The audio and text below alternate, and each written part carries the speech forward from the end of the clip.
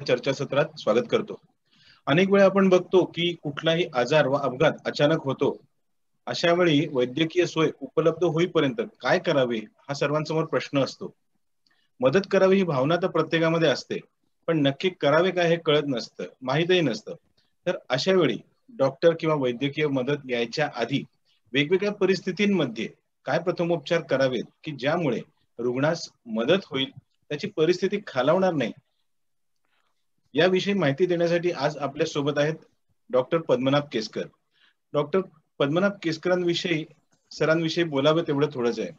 आम्ही बरेचसे वैद्यकीय व्यावसायिक त्यांची वाक्य प्रमाण मानतो. Doctor Padmanabh Keskar emergency medical services instructor आहेत. रुबी हॉल क्लिनिक तर्फे चालवणारा PG diploma in emergency management या कोर्सचे ते 2005 सालापासून प्राध्यापक आणि परीक्षकही आहेत. अमेरिकन हार्ट असोसिएशन द्वारा प्रमाणित बेसिक लाईफ सपोर्ट आणि ऍडव्हान्स कार्डियक लाईफ सपोर्टचे ते ट्रेनरही आहेत. पोस्ट ग्रॅज्युएट त्यांनी डिस्टिंक्शन मध्ये उत्तीर्ण केलं आहे. IGNOU Indira Gandhi national open university Delhi येथून डिझास्टर मॅनेजमेंट मध्ये डिप्लोमा केला आहे. यशदा या सरकारी संस्थेमध्ये डिझास्टर मॅनेजमेंटसाठी फॅकल्टी म्हणून कार्यरत आहेत. पुणे येथील अनेक असोसिएशनचे ते प्रमुख देखील आहेत. Emergency management, first aid management या विषयावर शेकडो लेख त्यांनी साध्या सोप्या भाषेमध्ये डॉक्टरांसाठी लिहिले आहेत.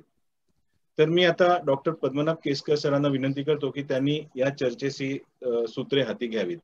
Doctor Padmanabh Keskar sir. Thank you very much.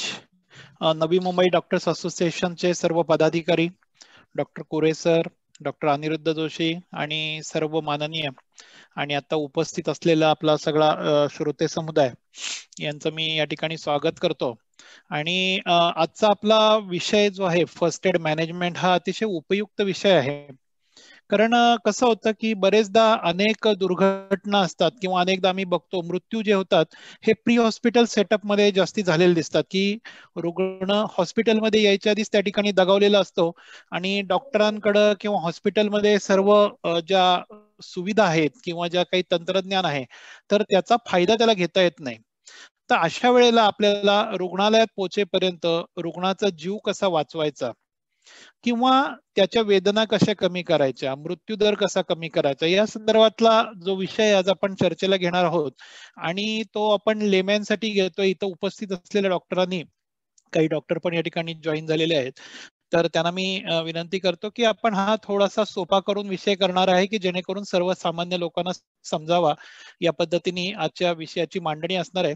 तर आपण आजच्या विषयाला सुरुवात करूया. तर फर्स्ट एड मॅनेजमेंट.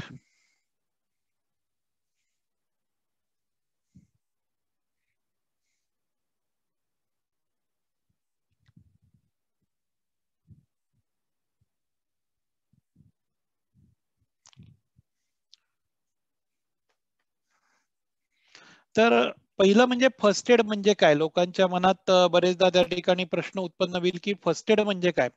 तर फर्स्ट एड म्हणजे जी आपण त्वरित रुग्णाला जी मदत देतो रुग्णालयात पोहोचेपर्यंत त्याला आपण फर्स्ट एड असं म्हणतो.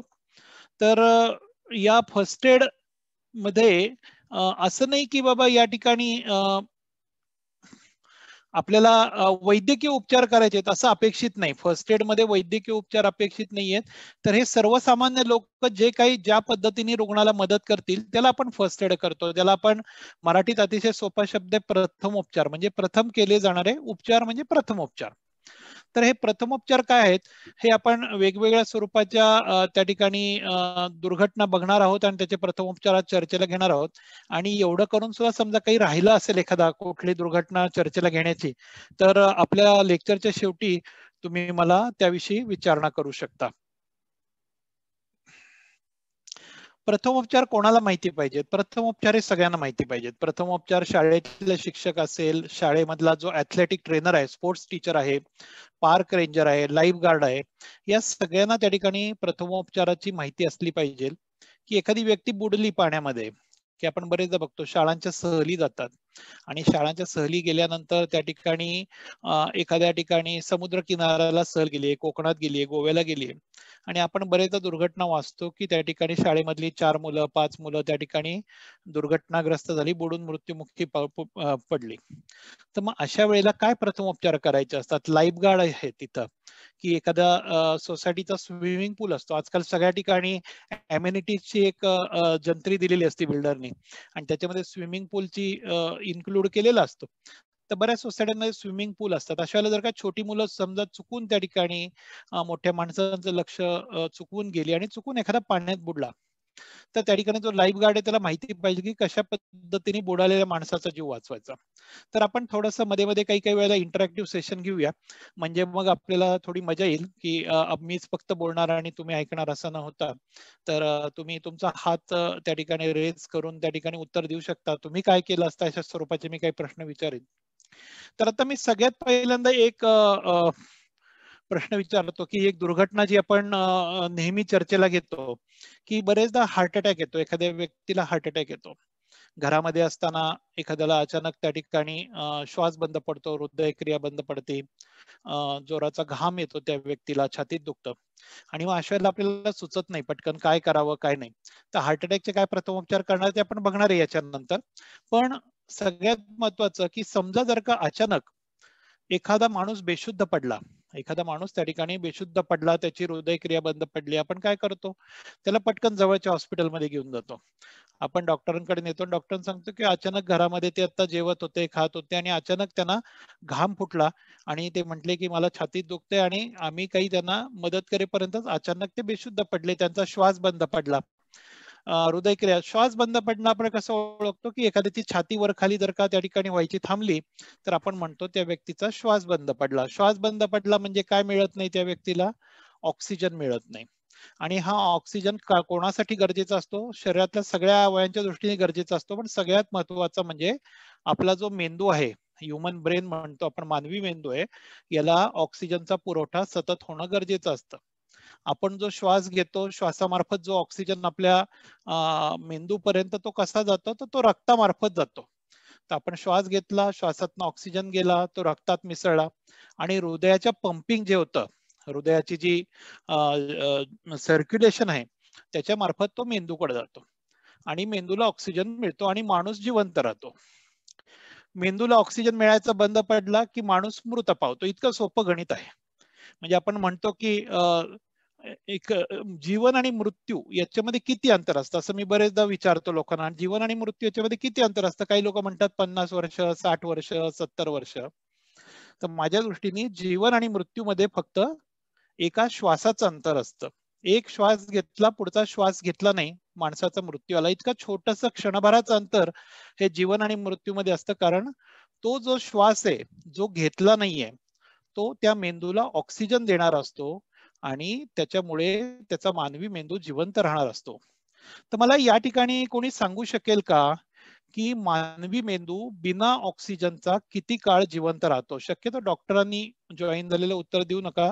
जे लेमॅन असतील, नॉन मेडिको असतील, त्यांनी प्रयत्न करा की म्हणजे थोडक्यात तुम्हाला एक अंदाज येईल की आपण म्हणतो डॉक्टरांना की अहो मी पटकन गाडीत घातलं, इतक्या जोरात गाडी चालवली, 100च्या स्पीडने आणली आणि तुम्ही म्हणता आता काही उपयोग नाही. उपयोग नाही म्हणजे काय? त्याची ब्रेन डेथ झाली. डॉक्टर जेव्हा म्हणतात ना तुम्हाला की आता काय उपयोग नाही, काही उपचार करून काही उपयोग होणार नाही, याचा म्हणण्याचा उद्देश असतो की त्याची ब्रेन डेथ झालीये, की बंद पडलेलं हृदय चालू करता येतं पण बंद पडलेला मेंदू काही परत चालू करता येत नाही. त्याच्यामुळे एकदा का ब्रेन डेथ झाली की माणसाचा मृत्यू झाला असं डॉक्टर डिक्लेअर करतात आणि उपचार थांबवतात. तर ही जी ब्रेन डेथ आहे ती कशामुळे होती? ऑक्सिजनच्या अभावी होते. तर कोणी सांगू शकेल का की एखाद्या माणसाचा श्वास बंद पडला, एखाद्या माणसाचा श्वास बंद पडला म्हणजे त्याला ऑक्सिजन मिळेनासा झाला, तर मानवी मेंदू किती वेळ जिवंत राहील? बिना ऑक्सिजनचा मानवी मेंदू किती वेळ जिवंत राहील? काही अंदाज आहे कोणाला?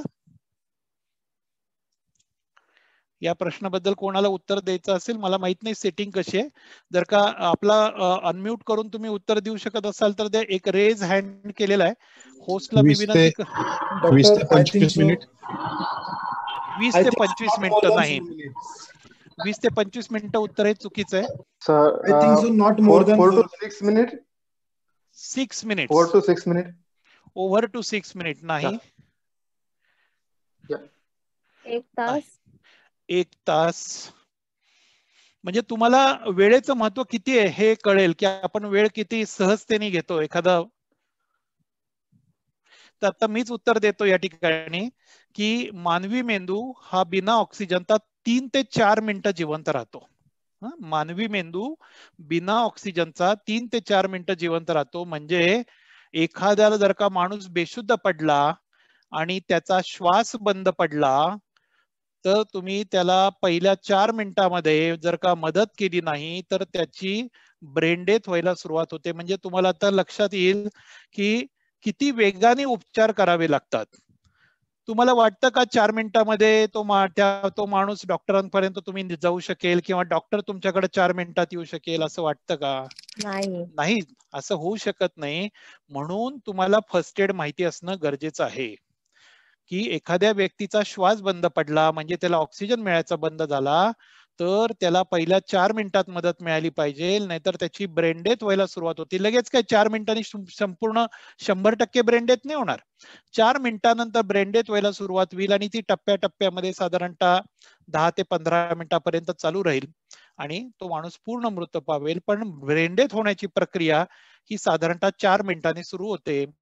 म्हणून आपल्याला त्या ठिकाणी जो व्यक्ती बेशुद्ध पडलेला आहे त्याला CPR देणं गरजेचं असतं की जेणेकरून तो व्यक्ती हॉस्पिटलमध्ये जाईपर्यंत डॉक्टरांकडे जाईपर्यंत त्याची ब्रेन डेथ होऊ नये. एकदा का त्याची ब्रेन डेथ झाली तर डॉक्टर काही करू शकणार नाहीत. पण तुम्ही जर का त्याला CPR दिली आणि त्याच्या मेंदूला कृत्रिमरित्या ऑक्सिजनचा पुरवठा करत राहिला तर मग भले का तुम्हाला अर्धा तास लागे ना हॉस्पिटलमध्ये पोहोचायला, डॉक्टर तुम्हाला म्हणणार नाहीत की तुम्हाला यायला उशीर झाला. का? कारण त्याची ब्रेन डेथ झालेली नसेल. तर मी एक तुम्हाला छोटासा व्हिडिओ दाखवतो की ज्याच्यावरून तुम्हाला कळेल की बेशुद्ध पडलेल्या माणसाला प्रथमोपचार कसे करायचे. आपण शुद्धीत असलेल्या माणसाचे पण बघणार आहोत, पण पहिल्यांदा बेशुद्ध पडलेल्या माणसाला काय करायचं ते दाखवतो. तर बेशुद्ध पडलेला माणूस ओळखायचा कसा ते पहिलं सांगतो तुम्हाला. की एखादा माणूस अचानक खाली कोसळला, ओके, असं नाही की हार्ट अटॅक आल्यानंतरच दरवेळेला माणसाला CPR द्यावी लागेल असं नाही. कोणत्याही कारणाने जेव्हा एखादा माणूस अचानक खाली कोसळतो तेव्हा सगळ्यात पहिल्यांदा काय करायचं, जाऊन त्याच्या खांद्यावरती जाऊन थोपटायचं आणि त्याच्या नावाने त्याला हाक मारायची. समजा काय त्याचं नाव असेल, संदीप असेल, राम असेल, की तुला काय होतंय, डोळे उघड. जोरात खांद्यावर थोपटून विचारायचं.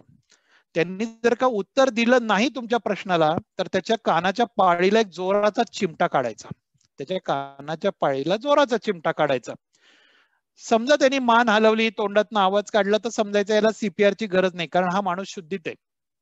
पण तुम्ही जोराचा चिमटा काढला तरी सुद्धा त्या माणसाने काही प्रतिसाद दिला नाही तर समजायचं की या माणसाला आता पुढील उपचाराची गरज आहे. पटकन आपल्या खिशातला मोबाईल काढायचा, 108 नंबरला कॉल करायचा, 108. ही काय आहे? ही आपल्याकडची ॲम्ब्युलन्स सिस्टीमचा नंबर आहे की आपल्याला माहिती आहे की मी त्याला किती जरी प्रथमोपचार चालू केले तरी त्याला हॉस्पिटलमध्ये लवकरात लवकर नेणं हेच सगळ्यात महत्वाचं आहे. त्याच्याकरता म्हणून आधी हॉस्पिटलला फोन लावायचा, ॲम्ब्युलन्सला फोन लावायचा आणि कार्डियाक ॲम्ब्युलन्सची मागणी करायची. ॲम्ब्युलन्समध्ये 2 प्रकार असतात, एक साधी ॲम्ब्युलन्स आणि एक कार्डियाक ॲम्ब्युलन्स. कार्डियाक ॲम्ब्युलन्स मध्ये काय असतं, एक शॉक देण्याचं मशीन पण असतं की जेणेकरून त्याच्यामुळे बंद पडलेलं हृदय आपल्याला परत चालू करता येतं. म्हणून कार्डियाक ॲम्ब्युलन्सची त्या ठिकाणी मागणी करायची. जो माणूस बेशुद्ध पडलाय त्याच्यासाठी, जो शुद्धीत आहे त्याच्यासाठी काय कार्डियाक ॲम्ब्युलन्स लागेलच असं काही नाही, पण जो माणूस बेशुद्ध पडलाय त्याला मात्र नक्की कार्डियाक ॲम्ब्युलन्स सांगेल. मग त्यांनी सांगितलं की ठीक आहे, आम्हाला 10 मिनिटं लागतील, 15 मिनिटं लागतील, 20 मिनिटं लागतील. आता आपल्याला माहितीये की ज्या माणसाला बेशुद्ध पडलाय, श्वास बंद पडलाय, तो माणूस काय 15 मिनिटं त्या ठिकाणी जगणार नाही. मग काय करायचं, त्याच्या छातीकडे बघायचं पटकन. छातीकडे कशासाठी बघायचं की छाती वर खाली होतीये का नाही हे बघण्यासाठी म्हणून छातीकडे बघायचं. छाती वर खाली होती का नाही म्हणजे काय, तो माणूस श्वास घेतो आहे का नाही. जर का छाती वर खाली होत नसेल याचा अर्थ त्याचा श्वास बंद पडला असेल तर याचा अर्थ या माणसाच्या मेंदूला ऑक्सिजनचा पुरवठा होत नाहीये आणि हा माणूस नजीकच्या काळात मृत पावणार आहे, म्हणून याला आपल्याला त्याची छाती दाबावी लागेल आणि कृत्रिमरित्या तोंडाला तोंड लावून श्वास द्यावे लागतील, जेणेकरून तुम्ही जो काही श्वास त्याच्या तोंडामध्ये फुंकाल तो त्याच्या रक्तात मिसळेल. पण नुसतं रक्तात मिसळून काय उपयोग होणार आहे? त्याचं हृदय पण बंद पडलंय. मग हृदय बंद पडलं तर मेंदूकडे रक्त कसं जाणार? हृदय एक प्रकारचा पंप आहे. हा, आपला पाण्याचा पंप असतो तसा पंप आहे जो मेंदूकडं किंवा शरीरातल्या इतर अवयवांकडे रक्त फेकत असतो. तो पंप बंद पडलाय. म्हणून मग आपल्याला काय करावं लागतं? छाती दाबावी लागते की जेणेकरून वरून त्या ठिकाणी हृदयाचं पंपिंग जे म्हणतो ते आपल्याला चालू करावं लागतं. आणि तुम्ही जेव्हा छाती दाबता तेव्हा हृदयाकडनं रक्त पुरवठा परत मेंदूकडे चालू होतो आणि तुम्ही जेव्हा श्वास पेशंटच्या तोंडात फुंकता तेव्हा ते ऑक्सिजन रक्तात मिसळून पेशंटच्या मेंदूकडे जातं. या प्रक्रियेला CPR असं म्हणतात. या प्रक्रियेला CPR असं म्हणतात, कार्डिओ पल्मोनरी रिसिसिटेशन. मग आता किती वेळा छाती दाबायची आणि किती वेळेला कृत्रिम श्वास द्यायचा याचे गणित असतं. 30 वेळेला छाती दाबायची आणि 2 वेळेला कृत्रिम श्वास द्यायचा. काय करायचं? 30 वेळेला छाती दाबायची आणि 2 वेळेला कृत्रिम श्वास द्यायचा. समजा तुमच्याकडे 2 मदतनीस आहेत, तुम्ही चांगल्या प्रकारे फर्स्ट एडची टीम तयार केली आहे. गणपतीमध्ये सार्वजनिक उत्सव जेव्हा असतात तेव्हा अशा प्रकारचं ट्रेनिंग घ्या की जेणेकरून तुमच्या एरियामध्ये एक फर्स्ट एडची टीम तयार होईल.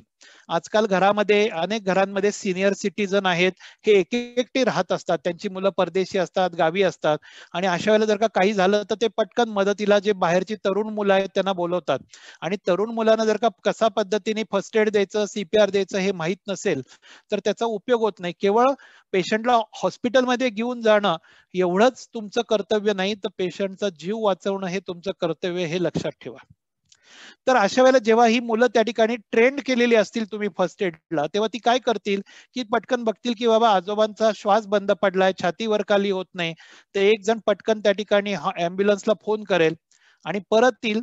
तोपर्यंत 2 लोक आता जमली, एक डोक्याकडे बसेल, एक छातीच्या बाजूला बसेल, एक जण छाती 30 वेळेला दाबेल, दुसरा माणूस 2 वेळेला तोंडात तोंड बोलून फुंकून श्वास देईल. तर याला म्हणतात 30-2. 30-2. 30 वेळा छाती दाबली, 2 वेळेला श्वास दिला, 30 वेळेला छाती दाबली, 2 वेळा श्वास दिला. असं 2 मिनिटांमध्ये 5 वेळा व्हायला पाहिजे. असं 2 मिनिटांमध्ये 5 वेळा झालं तर त्याच्या मेंदूला योग्य तसा ऑक्सिजनचा पुरवठा होतो आणि तो माणूस मृत पावत नाही. मग भले तुम्हाला हॉस्पिटलमध्ये जायला अर्धा तास जरी वेळ लागला तरी तेवढा वेळ तो माणूस त्या ठिकाणी जिवंत राहतो. याला म्हणतात CPR. आणि जेव्हा तुम्ही श्वास देता ते त्याचं डोकं तिरकं करावं लागतं. डोकं सरळ रेषेत असेल तर आता तुम्हाला व्हिडिओमध्ये दाखवतो मी ते. तर सरळ रेषेत असताना जर का तुम्ही श्वास पेशंटच्या तोंडात फुंकला तर त्याची जीभ असती बेशुद्ध पडलेल्या माणसाची, ही श्वास नलिकेवर जाऊन पडती आणि त्यामुळे तुम्ही फुंकलेला श्वास त्याच्या छातीमध्ये जात नाही. म्हणून काय करावं लागतं? त्याचं डोकं तिरकं करावं लागतं, हनवटी उचलावी लागते, नाकपुड्या दाबून तोंडात श्वास फुंकावा लागतो. नाकपुड्या का दाबायच्या? कारण जर का तुम्ही नाकपुड्या दाबल्या नाही तर तोंडातला श्वास नाकावाटे बाहेर येईल आणि छातीत जाणार नाही. म्हणून त्याच्या दोन्ही नाकपुड्या दाबायच्या आणि तोंडात श्वास फुंकायचा. तुम्ही फुंकलेला श्वास पेशंटच्या छातीत गेला की नाही कसं कळेल? तर पेशंटची छाती वर होती. तुम्ही श्वास फुंकला, पेशंटची छाती वर झाली, याचा अर्थ पेशंटच्या लंग्स मध्ये, फुफ्फुसामध्ये तुम्ही दिलेला श्वास गेला. आणि अशा पद्धतीने 30-2 या पद्धतीने ही प्रक्रिया तुम्हाला पेशंटला हॉस्पिटलमध्ये जाईपर्यंत किंवा डॉक्टर त्या ठिकाणी येईपर्यंत चालू ठेवायची आहे. त्याच्यामुळे त्या पेशंटचा जीव वाचतो. तर आता मी एक व्हिडिओ दाखवतो आणि त्याच्यानंतर आपण याच्या विषयी काही प्रश्न असेल तर तो चर्चेला घेऊ, नाहीतर मग पुढच्या विषयाला सुरुवात करू.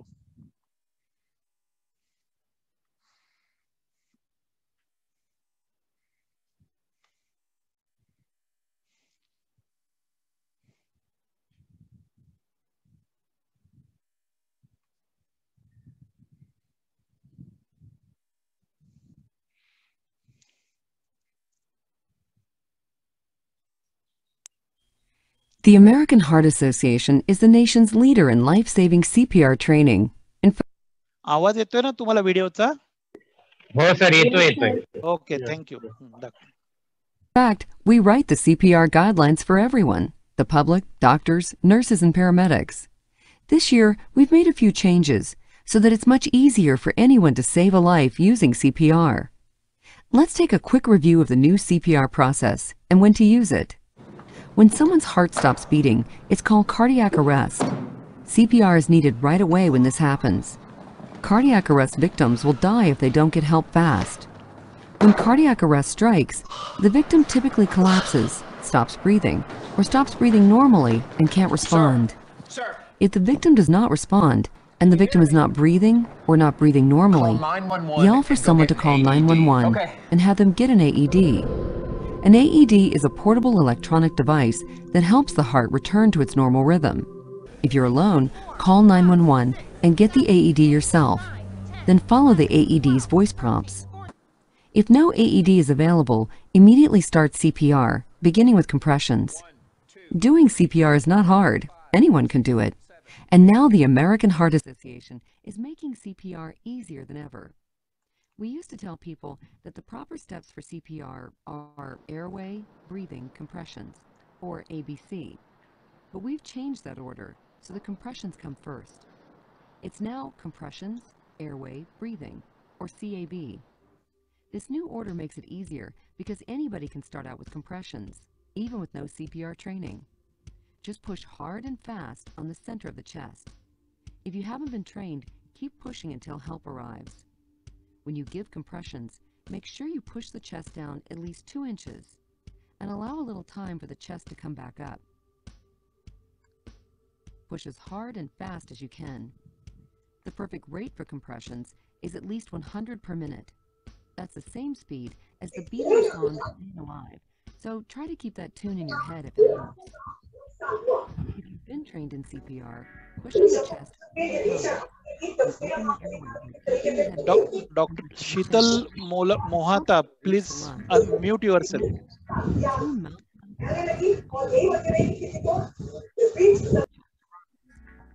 Continue the CAB cycle until help or an AED arrives.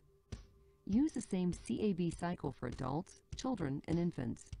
This is just a quick overview. So to learn more or to sign up for CPR training that can help you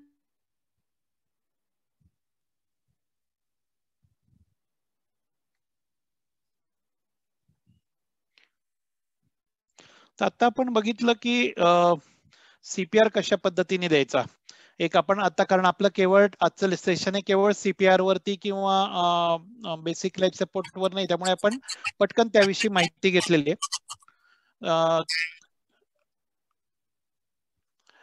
तर याच्यात एक कोणाचं तरी mic चालू आहे. Doctor Snehal कारळे, तुमचा mic चालू आहे, तुम्ही म्यूट करा. ओके. तर लक्षात ठेवा की या ठिकाणी जेव्हा तुम्ही सीपीआर देतात तेव्हा बरेचदा लोकांना काय असतं की mouth to mouth rescue breath द्यायची भीती वाटते की त्या माणसाला काही आजार असतील किंवा मला तो माणूस माहिती नाहीये तर मी तोंड लावून श्वास कसे देणार. अशा वेळेला बरेचदा काहीच न करण्याकडे लोकांची प्रवृत्ती असते की रस्त्याच्या कडेला तुम्ही मॉर्निंग वॉकला गेलेत आणि कोणीतरी माणूस पडलेला दिसला, तुम्हाला माहिती आहे की सीपीआर द्यावा लागणार आहे, त्या व्यक्तीची छाती वर खाली होत नाहीये, तुम्ही अँब्युलन्सला फोन केलाय, पण तुम्हाला माहिती आहे हा माणूस 15-20 मिनिटं जिवंत राहणार नाहीये, पण तुम्हाला मदत करायची इच्छा आहे पण तोंडाला तोंड लावून श्वास द्यायचा नाही. अशी परिस्थिती बरेचदा उद्भवते. तर अशा वेळेला एक तुम्हाला मी छोटा उपाय सांगेन, तो म्हणजे कॉम्प्रेशन ओनली सीपीआर. तुम्हाला जर का तोंडाला तोंड लावून श्वास द्यायचा नसेल तर केवळ तुम्ही पेशंटची छाती दाबत राहा. जोपर्यंत वैद्यकीय मदत येत नाही, हॉस्पिटलमध्ये पोहोचत नाही, तोपर्यंत छातीच्या मध्यभागी तुम्ही मिनिटाला 100 ते 120 मिनिटाला, त्याचा वेग खूप स्लो असून उपयोग नाही, खूप हळू दाबून उपयोग नाही छाती, तर मिनिटाला 100 ते 120 या गतीने त्या ठिकाणी छाती दाबत राहा. तर त्याच्यामुळे सुद्धा पेशंटचा जीव वाचू शकतो. कारण कसं असतं की त्या पेशंटने शुद्धीत असताना जो काही ऑक्सिजन घेतलेला असतो तो त्याच्या रक्तात साठलेला असतो. त्यामुळे तुम्ही एखाद्या वेळेला त्याला श्वास नाही दिले आणि केवळ छाती दाबत राहिले तरी रक्तामध्ये जो काही पूर्वीचा साठलेला ऑक्सिजन आहे तो त्याच्या मेंदूला मिळत राहतो आणि तो माणूस 10 मिनिटांपर्यंत केवळ कॉम्प्रेशन ओनली सीपीआर वरती जिवंत राहू शकतो. सगळ्यात चांगले रिझल्ट हे तुम्हाला रेस्क्यू ब्रेथ आणि कॉम्प्रेशन देऊनच मिळणार आहेत. म्हणजे 30 वेळेला छाती दाबली, 2 वेळा श्वास दिला, 30 वेळा छाती दाबली, 2 वेळा श्वास दिला, याच्यातच सगळ्यात चांगले छान रिझल्ट मिळणार आहेत. पण कधी जर का अशी परिस्थिती उद्भवली की तुम्हाला श्वास देता येत नाहीये तर अशा वेळेला काहीच न करण्यापेक्षा त्याला केवळ 100 ते 120 मिनिटाला या गतीने छाती दाबत राहिले तरी त्या ठिकाणी त्याचा जीव वाचेल. आता अजून एक तुम्हाला एक दुर्घटना मी विचारतो की एका माणसाचा एक माणूस पाण्यात बुडलाय. ओके, एक समजा असं आता गणपती असतील किंवा एखाद्या ठिकाणी सहल गेली आहे आणि बरेचदा वर्षा विहार करण्यासाठी पावसाळ्यामध्ये लोक जवळच्या धरणांवरती जातात, धबधब्याच्या ठिकाणी जातात आणि अशा वेळेला एखादा माणूस उत्साही आणि तो पटकन त्या ठिकाणी पाण्यात गेला आणि समजा ओढला गेला त्या ठिकाणी पाण्यामध्ये आणि काही लोकांनी पटकन उडी मारली, त्याला पाण्यातनं बाहेर काढलं आणि त्याला आता पाण्याच्या बाहेर काढलं, पण तो आता बेशुद्ध पडलाय, श्वास होत नाहीये. तर या ठिकाणी आता पेशंट बेशुद्ध आहे, मगाशी हार्ट अटॅक आला होता बरोबर, म्हणून तुम्ही त्याला सीपीआर दिली, सगळं बरोबर आहे. पण आता या ठिकाणी तुमच्या समोर वेगळी दुर्घटना घडली, ती म्हणजे काय, बुडाल्यामुळे बेशुद्ध पडलेला माणूस आहे. मी तुम्हाला घटना सांगतो, खरी घटना ही पुण्यामधली घटना आहे. पुण्यामध्ये जे आबेदा इनामदार स्कूल होतं कॅम्पमध्ये, तर त्या ठिकाणच्या मुलींची ट्रीप त्या ठिकाणी गणपतीपुळ्याला गेलेली होती आणि अशा वेळेला त्या ठिकाणी 15 मुली त्या ठिकाणी समुद्रात बुडून मृत्युमुखी पडल्या होत्या आणि मोठी बातमी आली ती त्या ठिकाणी. पटकन त्या ठिकाणी तिथले जे ग्रामस्थ कोळी लोक होते त्यांनी पटकन पाण्यात उड्या मारल्या होत्या, पाण्यातनं मुलींना बाहेर काढलं होतं. 5 ते 10 मिनिटांमध्ये त्यांनी समुद्रातनं मुलींना बाहेर काढलं होतं, पण त्याच्यानंतर फर्स्ट एड दिली गेली पण कोणीच नाही वाचलं. तर मला तुम्हाला विचारायचं आहे की अशी काही दुर्घटना घडली, एखादा माणूस पाण्यात बुडला आणि बेशुद्ध पडला, त्याचा श्वास बंद पडलाय, बेशुद्ध पडलाय, तर पाण्यात बुडाल्यानंतर काय प्रथमोपचार करता येईल? मी फक्त 2 मिनिटं देईन इंटरॅक्शन साठी, कारण आपल्याला बरेच विषय चर्चेला घ्यायचे. तर कोणाला सांगता येईल का की पाण्यात बुडाल्यानंतर काय प्रथमोपचार करतात ते? हात वरती करून उत्तर द्या, किंवा ज्याला वाटतं त्यांनी अनम्यूट करा आणि परत स्वतःला म्यूट करून घ्या, किंवा रेज युअर हँड.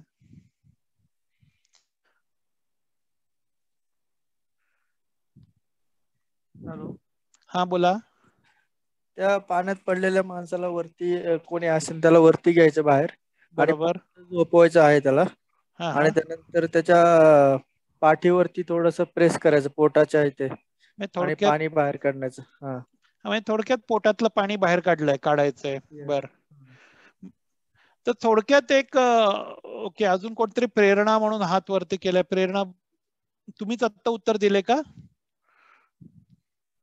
प्रेरणा हा बोला. सेम आन्सर आहे सर. बॅक साईडला बॅकवरती करायचं आणि मागून प्रेशर देऊन पूर्ण पाणी माउथ मधनं काढायचं. बरं ठीक आहे, म्हणजे थोडक्यात एक वाक्यता दिसते आपल्याला. सगळ्यांनी म्यूट करून घ्या. एक वाक्यता सगळ्यांची अशी दिसते की पोटातलं पाणी बाहेर काढायचं, याच्याबद्दल कोणाचंच दुमत मला या ठिकाणी दिसत नाहीये. सगळ्यांचं म्हणणं आहे पोटातलं पाणी बाहेर काढायचं. तर पोटातलं पाणी बाहेर काढणे, बुडालेल्या माणसाच्या पोटातलं पाणी बाहेर काढणं, ही जी गाईडलाईन आहे, ही गाईडलाईन कोणाची माहिती आहे? ही गाईडलाईन आहे बॉलिवूड गाईडलाईन. ही बॉलिवूड गाईडलाईन म्हणजे हिंदी सिनेमाची गाईडलाईन आहे. त्याच्यामध्ये हिरोईन पाण्यामध्ये बुडते आणि मग हिरो पटकन उडी मारतो पोटात आणि त्या हिरोईनला बाहेर काढतो आणि जे काय प्रथमोपचार करतो, तर त्याच्यावरती आपला एक फार मोठा विश्वास असतो आणि त्याच पद्धतीने आपण प्रथमोपचार हे वर्षानुवर्ष करत राहतो आणि मृत्यू हे होतच राहतात. तर या ठिकाणी मी एक पुढचं वाक्य जे उच्चारणार आहे ते प्रत्येकाने डोक्यात ठेवायचंय की बुडालेल्या माणसाच्या पोटातलं पाणी बाहेर काढणं म्हणजे त्याचं खून करणं होय. बुडालेल्या माणसाच्या पोटातलं पाणी बाहेर काढणं हे त्याच्या खून करण्यास समान आहे. कारण काय होतं मी तुम्हाला सांगतो, या ठिकाणी काही डॉक्टर असतील तर त्याच्या मागचं कारण लक्षात येईल की जेव्हा एखादा माणूस बेशुद्ध पडतो आणि तुम्ही त्याचं पोटातलं पाणी दाबून बाहेर काढता, त्यावेळेला तो पेशंट ऍस्पिरेट होतो. ऍस्पिरेट होतो म्हणजे काय, पोटातलं पाणी अन्ननलिकेतनं वरती येतं आणि श्वास नलिकेतून फुफ्फुसात जातं आणि तो माणूस ऍस्पिरेट होऊन मरतो. तो माणूस बुडून मरत नाही, तर तो ऍस्पिरेशनमुळे मरतो. तो स्वतःच्या कर्माने मरत नाही, तर दुसऱ्याच्या कर्माने मरतो, चुकीच्या प्रथमोपचाराने मरतो.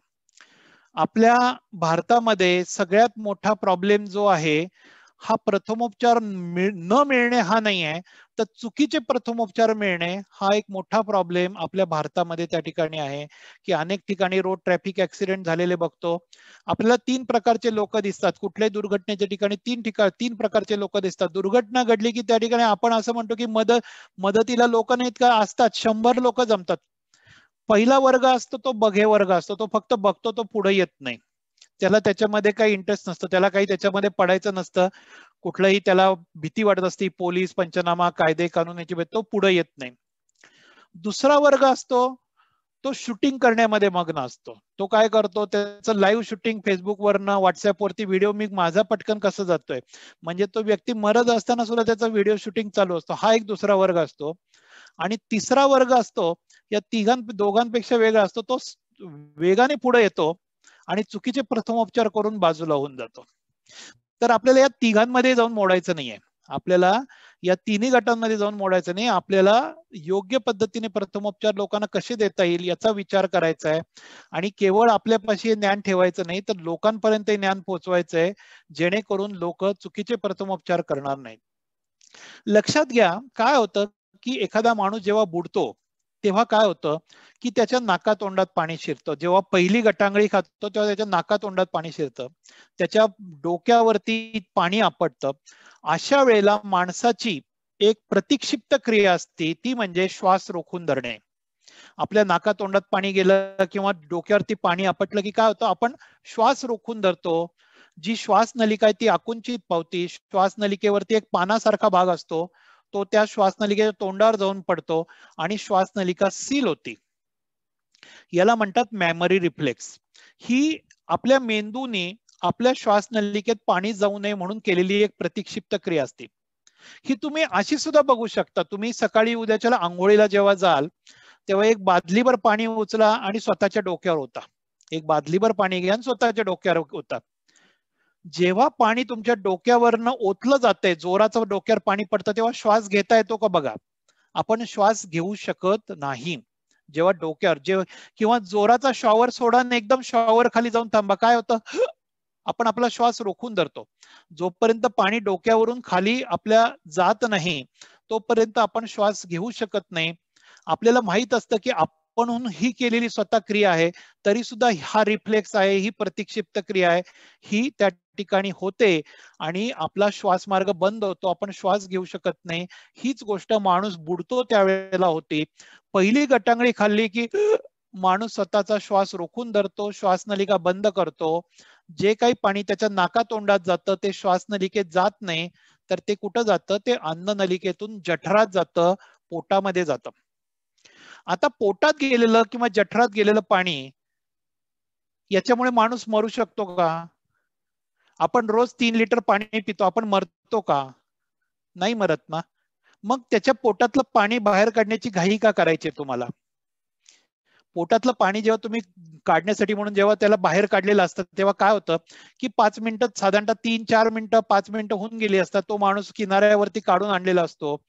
त्याची जी प्रतिक्षिप्त क्रिया मी सांगितली, श्वासनलिका बंद होण्याची जी आहे, ती त्या ठिकाणी निघून गेलेली असते. श्वासमार्ग सैल पडलेला असतो, श्वासमार्ग उघडा झालेला असतो आता. आणि त्या क्षणाला तुम्ही त्याचं पोट दाबायला सुरुवात करता, पाठ दाबायला सुरुवात करता.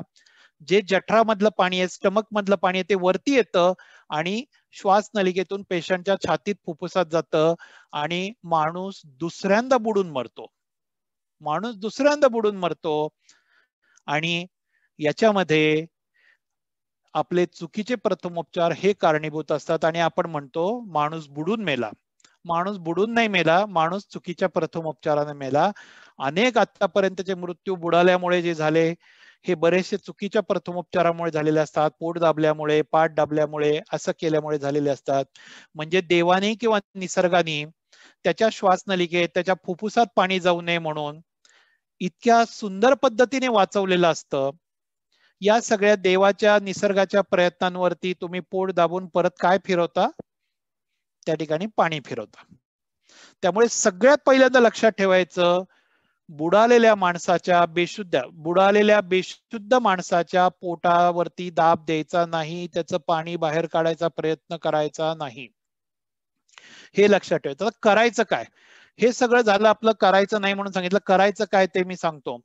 सगळ्यात पहिल्यांदा जेव्हा बुडालेल्या माणसाला त्या ठिकाणी किनाऱ्यावरती आणलंय, तर त्यावेळेला जर का तुमच्याकडे टीम असेल तर पटकन त्याचे ओले कपडे जे असतील ते काढा आणि ब्लँकेट मध्ये गुंडाळा. कारण हायपोथर्मिया नावाचा एक कन्सेप्ट आमच्या मेडिकल टर्मिनॉलॉजी मध्ये असतो की जर का एखाद्याचं शरीर खूप थंड झालं तर त्याच्यामुळे त्याला हार्ट अटॅक येण्याचा संभावना असते. तर हे थंड पडलेले कपडे, पाण्यामुळे पडलेले कपडे ते काढा आणि पटकन ब्लँकेट मध्ये गुंडाळा. दुसरं, तो माणूस श्वास घेतोय का बघा. श्वास घेत नसेल तर पहिले त्याला 5 कृत्रिम श्वास द्या.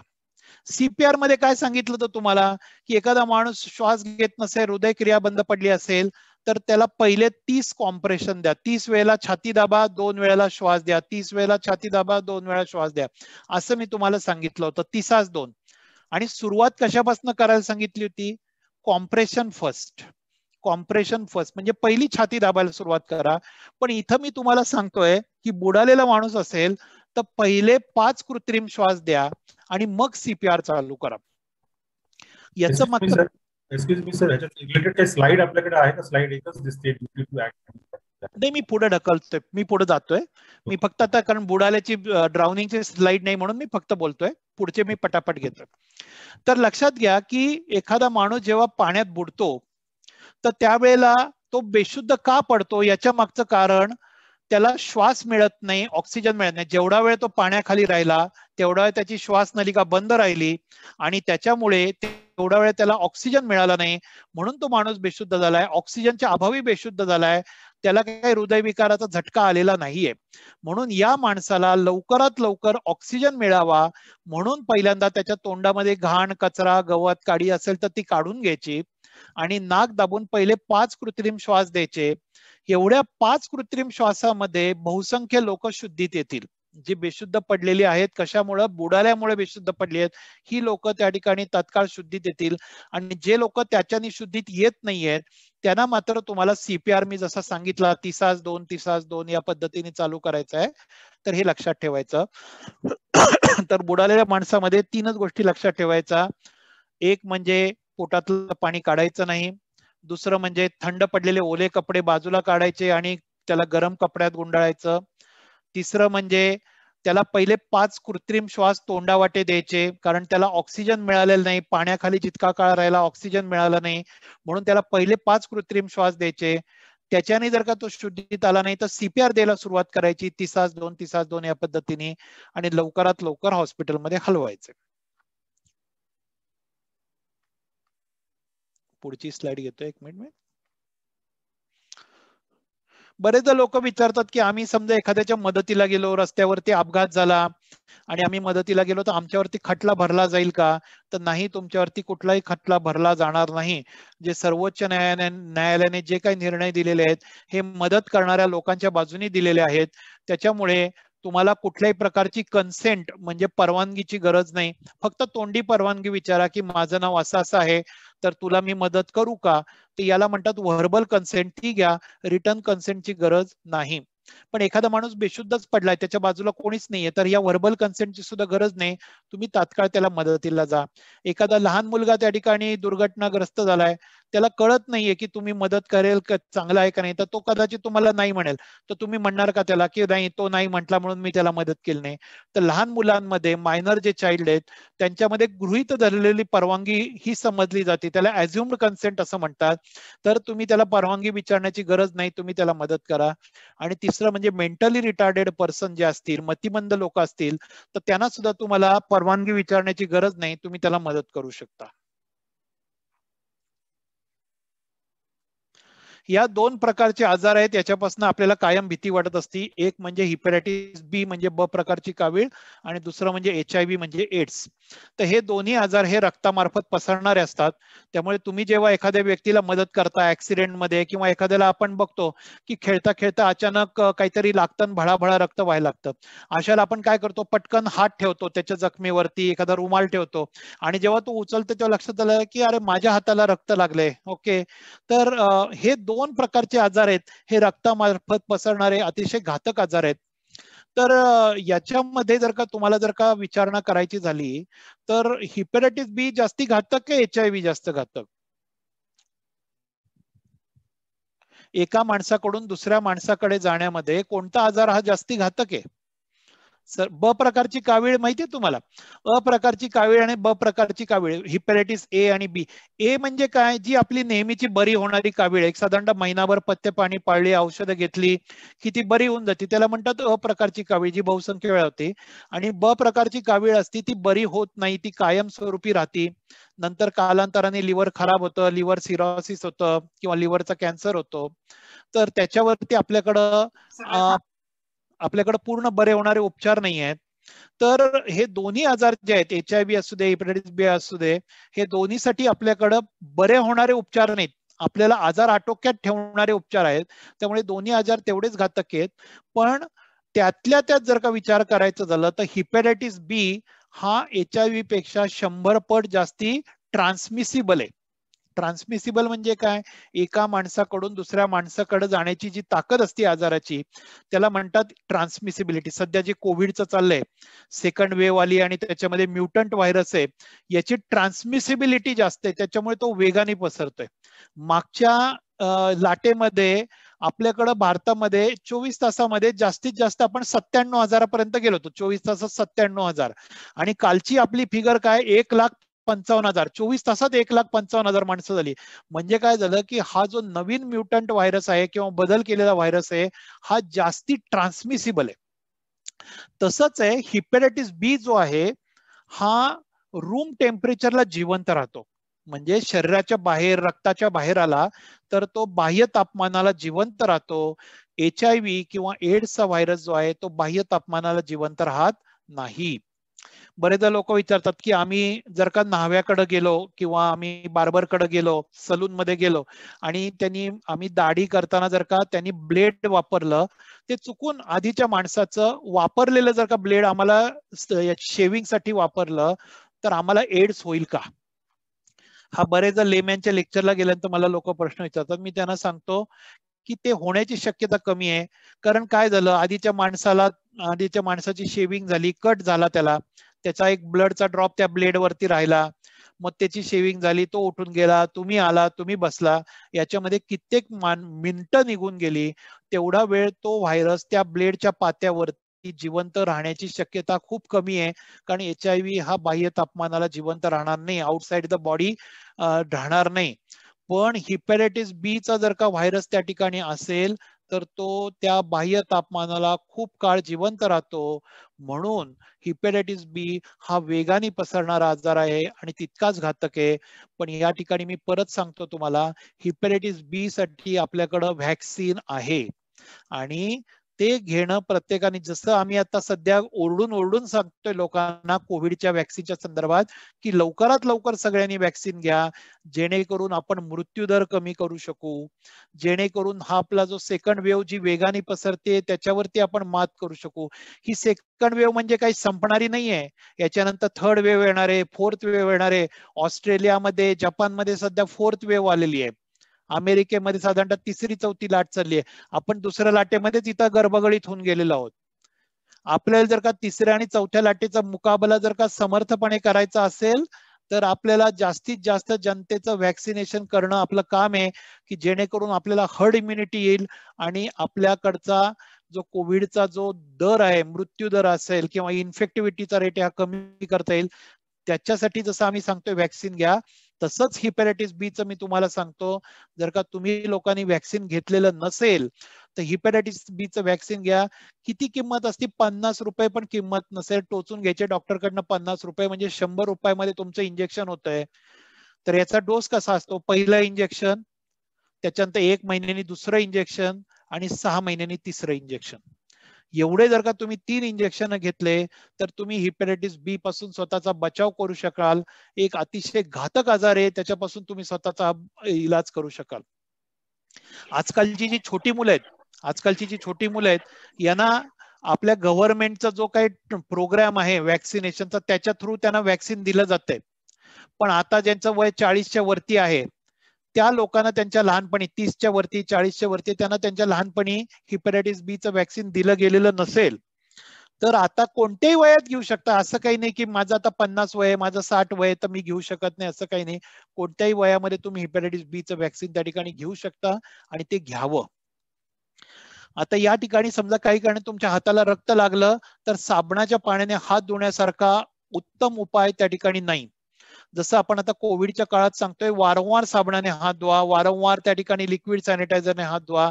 तर व्हायरस जे असतात त्याची वरची त्वचा असती ही लिपिड सोल्युबल मटेरियलची बनलेली असते. तुम्ही जेव्हा साबणाने हात धुता तेव्हा साबणाच्या संपर्कात जेव्हा तो व्हायरस येतो तेव्हा त्याची वरची स्किन गळून पडती आणि तो व्हायरस मरतो. इतकं सोपं त्याच्या मागचं त्या ठिकाणी सायन्स आहे. असं काही नाही की तो डेटॉलच पाहिजे, सॅव्हलॉनच पाहिजे, IMA प्रमाणित पाहिजे, असं काही नसतं. कोणताही साबण चालतो आणि कोणत्याही साबणाने 2 मिनिटं साबणाने हात धुतले तर तुम्ही व्हायरस पासून तुमचा स्वतःचा बचाव करू शकाल. हेच 2 व्हायरस नाही, सगळे व्हायरस. मग त्याच्यामध्ये H1N1 आला, HIV आला, HBsHG झाला, सगळेच्या सगळे अगदी कोरोना पासून सगळे व्हायरसचा बचाव तुम्ही साबणाने हात धुल्यानंतर करू शकता. आणि मग ते टीव्ही वरती जाहिरात लागती, तो मुलगा हात धुतो साबणाच्या पाण्याने आणि सगळे मुलं हसतात आणि त्याला म्हणतात की तेरा साबुन स्लो है क्या.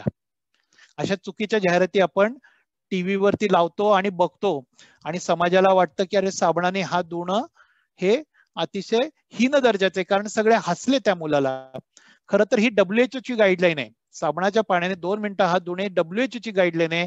ही प्रत्येकाने फॉलो केली पाहिजे दैनंदिन जीवनामध्ये, तरच त्या ठिकाणी तुम्हाला व्हायरल ज्या साथी येत आहेत किंवा हे व्हायरसचे आजार आहेत त्यापासून मुकाबला करता येईल.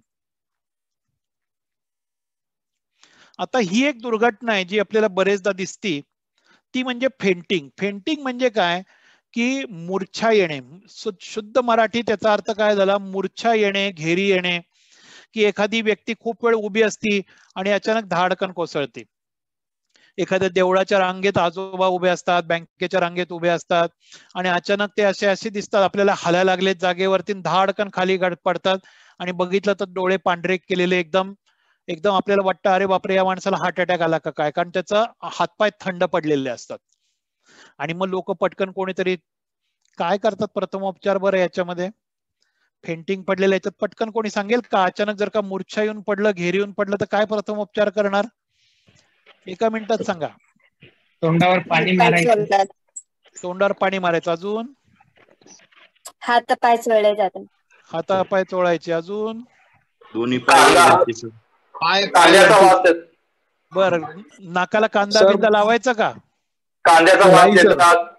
कांद्याचा वास द्यायचा. पहिल्यांदा सर जसं ज्याप्रमाणे तो बेशुद्ध पडल्यानंतर सर त्याला जे आहे पहिल्या आसपासच्या माणसांनी साईडला करायचं आणि त्यांच्या जो आहे डोक्यात सप्लाय होण्यासाठी चेअरवरती पाय त्यांचे वरती करून त्यांना असं हे करायचं, त्यांचे पाय चेअरवरती ठेवायचे. बर बर, बरोबर. हे बघा कसं आहे मित्रा, याच्यात आपल्याकडचे काही डॉक्टर्स आहेत, त्यांना प्रथमोपचार बरोबर माहिती आहे, ते सांगतायत. तर सर्वसामान्य जनता काय करते की एखादा माणूस अचानक घेरी येऊन पडला की काय करते, पटकन जवळची चप्पल आणती, नाकाला चप्पल लावतात, कोणी पटकन कांदा फोडून नाकाला लावतं, कोणी तोंडावर पाणी मारतं, कोणी तोंडात साखर पाणी घालतं. हे जगन्मान्य आपल्याकडचे प्रथमोपचार आहेत. तर या प्रथमोपचार जे करताय तुम्ही हे सगळे चुकीचे प्रथमोपचार आहेत. हे सगळे जे काय आहेत चुकीचे प्रथमोपचार आहेत. माणसाला मूर्छा किंवा घेरी का येते, का माणूस अचानक धाडकन खाली पडतो, तर त्याच्या मागचं कारण असं आहे की मेंदूला कमी झालेला रक्तपुरवठा. मी मगाशी सांगितलं मेंदू हा आपल्याकडचा सुपर कॉम्प्युटर आहे, आपल्या शरीरातला सुपर कॉम्प्युटर आहे. त्याला क्षणभराकरता सुद्धा रक्तपुरवठा खंडित झालेला चालत नाही, कमी झालेला चालत नाही. काही कारणाने त्याचा रक्तपुरवठा कमी झाला, मेंदूकडे जाणारा रक्तपुरवठा कमी झाला तर माणसाला चक्कर येते, घेरी येते, मूर्छा येते. बरेचदा आपण लोकांचं ऐकतो की अहो डॉक्टर मला असं खाली वाकून झाडून उठलं किंवा खाली वाकून काहीतरी वस्तू उचलली आणि सरळ झालं की एकदम गरकन सगळं फिरल्यासारखं होतं, चक्कर येते. ते याच्या मागचं कारण काय असतं की बऱ्याच लोकांना लो ब्लड प्रेशरचा त्रास असतो, त्यांचं ब्लड प्रेशर कमी असतं. त्याच्यामुळे काय असतं, मी तुम्हाला सांगितलं हा पंप आहे, हृदय हा पंप आहे आणि मेंदू हा चौथा मजला आहे. समजा जर का तुम्ही एखादा पंप लावला आणि चौथ्या मजल्यावर पाणी चढवायचंय तुम्हाला आणि तुमचा पंप कमी हॉर्स पॉवरचा असेल तर काय होईल, चौथ्या मजल्यावर पाणी चढणार नाही. त्याच पद्धतीने जेव्हा एखाद्याचं लो ब्लड प्रेशर असतं तेव्हा त्याच्या मेंदूपर्यंत जे रक्त चढायला पाहिजे वरच्या दिशेने हे चढत नाही आणि हळूहळू हळू रक्तपुरवठा कमी व्हायला लागतो.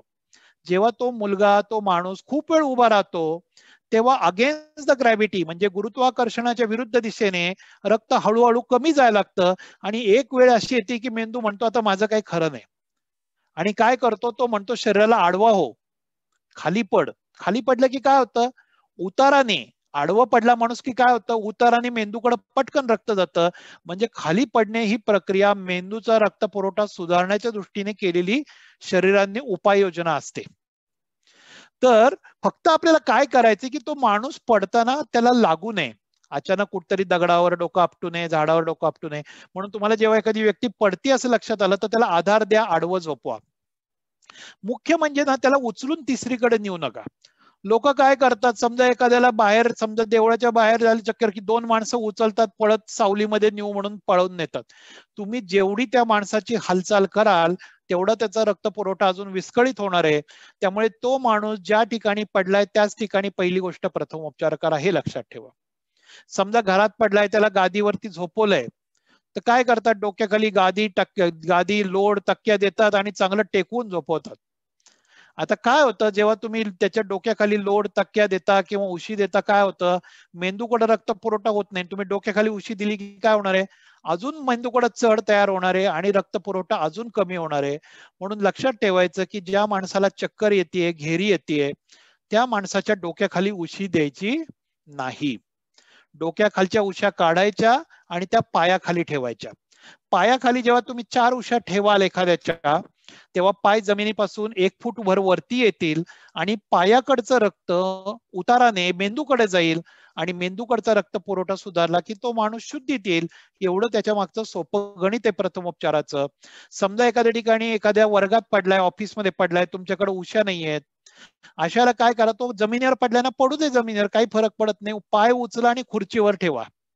पाय उचला आणि खुर्चीवर ठेवा. त्यांनी काय होतं, उताराकडनं पायाचं रक्त मेंदूकडे जातं, माणूस लवकर शुद्धी देतो. अजून काय करू शकता, थंड पाण्याची घडी ठेवू शकता तुम्ही, तोंडावर पाणी मारू नका. थंड पाणी घ्या, थंड पाण्याची घडी कपाळावर ठेवा, त्याच्याने सुद्धा माणूस शुद्धीत लवकर यायला त्या ठिकाणी मदत होईल. कांदा लावल्याने, चप्पल लावल्याने, सॉक्स लावल्याने काय उपयोग होणार आहे, उलट काही वेळेला बुटाच्या चप्पलाच्या अजून बेशुद्ध होईल माणूस. त्याच्यामुळे असले काय उपाय करायचे नाहीयेत. याच्याने काय मेंदूचा रक्त पुरवठा सुधारत नाहीये. तोंडामध्ये साखर पाणी घालायचं का नाही घालायचं, का नाही घालायचं, माणूस जेव्हा पूर्ण शुद्धीत नसतो अशा वेळेला तुम्ही त्याच्या तोंडात जे काही घालता, साखर घालता, पाणी घालता, तर ते अन्न नलिकेत न जाता श्वास नलिकेत जातं आणि माणूस त्या ठिकाणी ऍस्पिरेट होतो. म्हणून त्याच्या तोंडात साखर पाणी घालायचं नाही. केव्हा घालायचं, तो उठून बसला, तुमच्याशी बोलायला लागला, अरे काही कळलंच नाही मगाशी अचानक चक्कर आली मला, असं जेव्हा तुमच्याशी संवाद साधेल, बोलेल, अशा वेळेला त्याला तुम्ही म्हणा की थोडंसं साखर पाणी घे, चहा घे, कॉफी घे, जे काही खायला प्यायला द्यायचं ते माणूस शुद्धीत आल्यावर द्यायचं, एरवी त्याला द्यायचं नाही. एवढं फक्त त्या ठिकाणी फेंटिंग किंवा मूर्छा किंवा घेरी आल्यानंतर लक्षात ठेवायचं. ब्लिडिंग म्हणजे काय होतं की एखाद्याला ब्लेडनी कापतं, काचेने कापतं, रक्ताची धार लागते. आपण दाढी करत असतो, अचानक काहीतरी ब्लेड कापतं किंवा काच कापते, आपण काय करतो, पटकन जे काय हातात असेल, रुमाल असेल, कापड असेल, ते पटकन गच्च दाबून धरतो आणि काय करतो आपण गच्च दाबून धरतो. बरोबर आहे, हीच त्याच्यावरचा प्रथमोपचार आहे. पण आपले जे पेशन्स असतो, ओके, सहनशक्ती म्हणता येईल आपल्याला, ही खूप कमी असते. आपल्याला एक 30 सेकंद गेली की बघण्याची फार उत्सुकता असते, रक्त थांबलं का नाही. आपण काय करतो, एक अर्धा मिनिट झाला की हळूच उघडून बघतो, अरे रक्त थांबलंय का, की परत रक्त यायला लागतं की परत दाबून धरतो. लक्षात घ्या, आपल्या रक्ताचा जो गोठण बिंदू आहे, रक्ताची गोठण्याची प्रक्रिया होण्याचा जो कालावधी आहे, ज्याला आपण क्लॉटिंग टाइम म्हणतो, तो साधारणतः 4 ते 5 मिनिटं असतो. म्हणजे जर का तुम्ही एकाच वेळेला जर का हाताने, कापडाने, रुमालानी, गॉजपीसनी ज्या ठिकाणं रक्त येतंय ती बाजू 4 ते 5 मिनिटं कंटिन्युअस एकसारखे दाबून धरली तर त्या ठिकाणी रक्ताची खपली तयार होणार आहे आणि रक्त थांबणार आहे. त्याच्यात जर का तुम्ही उचललं की तिथून पुढे 5 मिनिटं, तिथून पुढे 5 मिनिटं, तिथून पुढे 5 मिनिटं, हा कालावधी काही संपत नाही. त्यामुळे एक लक्षात घ्यायचं की जेव्हा तुम्हाला रक्त थांबवायचंय तेव्हा गच्च त्या ठिकाणी त्याच्यावर गॉजपीस किंवा कापड धरून ठेवा. एकदा का दाबून धरलं की घड्याळ बघा, घड्याळामध्ये 5 मिनिटं त्याच्यावरचं प्रेशर काढू नका, ज्या ठिकाणावर रक्त त्याच्यावरचं प्रेशर काढू नका. आणि जो भागातनं रक्त येतंय तो भाग हृदयाच्या वरती ठेवा. म्हणजे माझ्या बोटाला कापलंय ना तर मी खाली हात ठेवायचा नाही, मी वरच्या दिशेला धरायचं. जेव्हा रक्त येणारा भाग रक्त हृदयाच्या वरती जेव्हा पकडतो, दाबून धरतो, त्यावेळेला रक्त लवकर थांबण्याची प्रक्रिया होते. आणि चौथी गोष्ट लक्षात ठेवायची, बर्फ. आईस फ्रीज मध्ये बर्फ असेल तो रुमालात घ्यायचा, तो लाव जरा, म्हणजे त्या ठिकाणी रक्त लवकर थांबेल. आपण काय करतो, आपण त्याच्यामध्ये हळदीची भुकटी कोंबतो, चुना कोंबतो आणि त्याच्यामुळे काय होतं, की त्या ठिकाणचं रक्त हे लवकर थांबत नाही. रक्त थांबतं पण चुकीच्या पद्धतीने थांबतं आणि त्या ठिकाणी बाकीचे जे दुर्घटना असतात की या ठिकाणी त्याच्यामध्ये अनेक अशुद्धी असतात. ती हळद आहे, तुम्ही म्हणाल आयुर्वेदात तर हळद सांगितली, तुम्ही कसं म्हणता हळद भरायची नाही. आयुर्वेदात हळद सांगितली ती औषधी हळद सांगितली, तुमच्या मसाल्याच्या डब्यातली हळद नाही सांगितलेली. तुम्ही त्या ठिकाणी तिखट ठेवलं, काळा मसाला ठेवला, त्याच्यातली बचकाभर हळद घेणार आणि त्या जखमेत कोंबणार, हे आयुर्वेदात सांगितलेलं नाहीये. त्यामुळे रक्त थांबवण्यासाठी 4च गोष्टी लक्षात ठेवायच्या मी सांगितलेल्या पद्धतीने. 5 मिनिटं कंटिन्युअस प्रेशर, ज्या ठिकाणी प्रेशर दिलाय तो भाग हृदयाच्या वरती पकडायचा. तिसरी गोष्ट बाजूने बर्फ लावायचं. या छोट्या गोष्टींनी त्या ठिकाणी रक्त थांबायला मदत होते. ब्रुजेस म्हणजे काय की मुका मार लागतो, कित्येक वेळेला 2 व्हीलर घसरते, ओके, आणि माणूस घसटत जातो आणि त्याचा पाय काळा निळा होतो. किंवा एखाद्याला मुका मार लागतो, जिन्यामधनं खाली पडतो आणि संपूर्ण त्याचा भाग सुजतो, काळा निळा होतो. म्हणजे काय होतं की रक्त त्वचेच्या बाहेर यायच्या ऐवजी त्वचेच्या आतमध्ये साचतं. रक्त त्वचेच्या बाहेर यायच्या ऐवजी त्वचेच्या आतमध्ये साचतं आणि त्याच्यामुळे त्या ठिकाणी वेदना आणि सूज होती. यासाठी आईस पॅक सारखा उपचार नाही. परत परत सांगतो की बर्फाचे अनेक चांगले प्रथमोपचार आहेत, ओके. तर त्या ठिकाणी बर्फ आईस पॅक जो आहे तो रुमालात घ्यायचा आणि ज्या ठिकाणी ब्रुजेस किंवा मुका मार लागलाय त्या ठिकाणी लावायचा. जितक्या लवकर तुम्ही बर्फाचा वापर त्या ठिकाणी शेकण्यासाठी कराल तितक्या लवकर ती इजा बरी होईल. बरेच लोक विचारतात की गरम पाण्याच्या पिशवीने कधी शेकायचं आणि बर्फाचा वापर कधी करायचा, बर्फाने कधी शेकायचं. लक्षात घ्या की ज्या वेळेला इजा ही बाह्यता झालेली असते, बाह्यता म्हणण्यापेक्षा मुकामार लागलेला असतो त्यामुळे इजा झालेली असते, तर त्या ठिकाणी बर्फाचा वापर करायचा.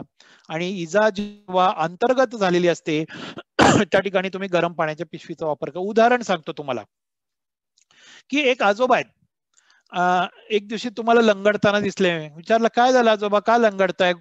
ते म्हणतात गुडघे दुखतायत. काय झालं? ते सांगितले की काल जिन्यामध्ये जरा पाय घसरला, गुडघा आपटला, काल काही वाटलं नाही, आज मात्र सुजून भप्प झालाय. तुम्ही जर का त्यांना सांगितलं की आजोबा एक काम करा, गरम पाण्याच्या पिशवीने शेका, बरं वाटेल. आता याच्यामध्ये काय झालंय, त्यांना मार लागलाय, मार लागल्यामुळे त्या ठिकाणी सूज आणि वेदना होत आहेत.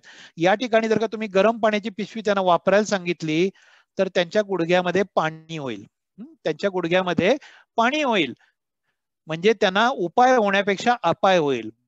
या ठिकाणी तुम्हाला त्यांना काय सांगणं भाग आहे की त्या ठिकाणी बर्फाच्या पिशवी, बर्फानी शेका, बर्फाच्या लादीनी शेका, कारण तुम्हाला मार लागलाय, इन्फ्लमेशन झालंय, ते आपल्याला कमी करायचंय, तर त्या ठिकाणी तुम्हाला बर्फाचा वापर करायला सांगा. याच्या उलट एखाद्या आजोबा रंगडतायत, आजोबा काय झालं? गुडघे दुखतायत. काही लागलं का? नाही, काही नाही लागलं, मला संधिवाताचा त्रास आहे, दरवेळेला थंडी पडली, पाऊस आला की माझे गुडघे दुखतात.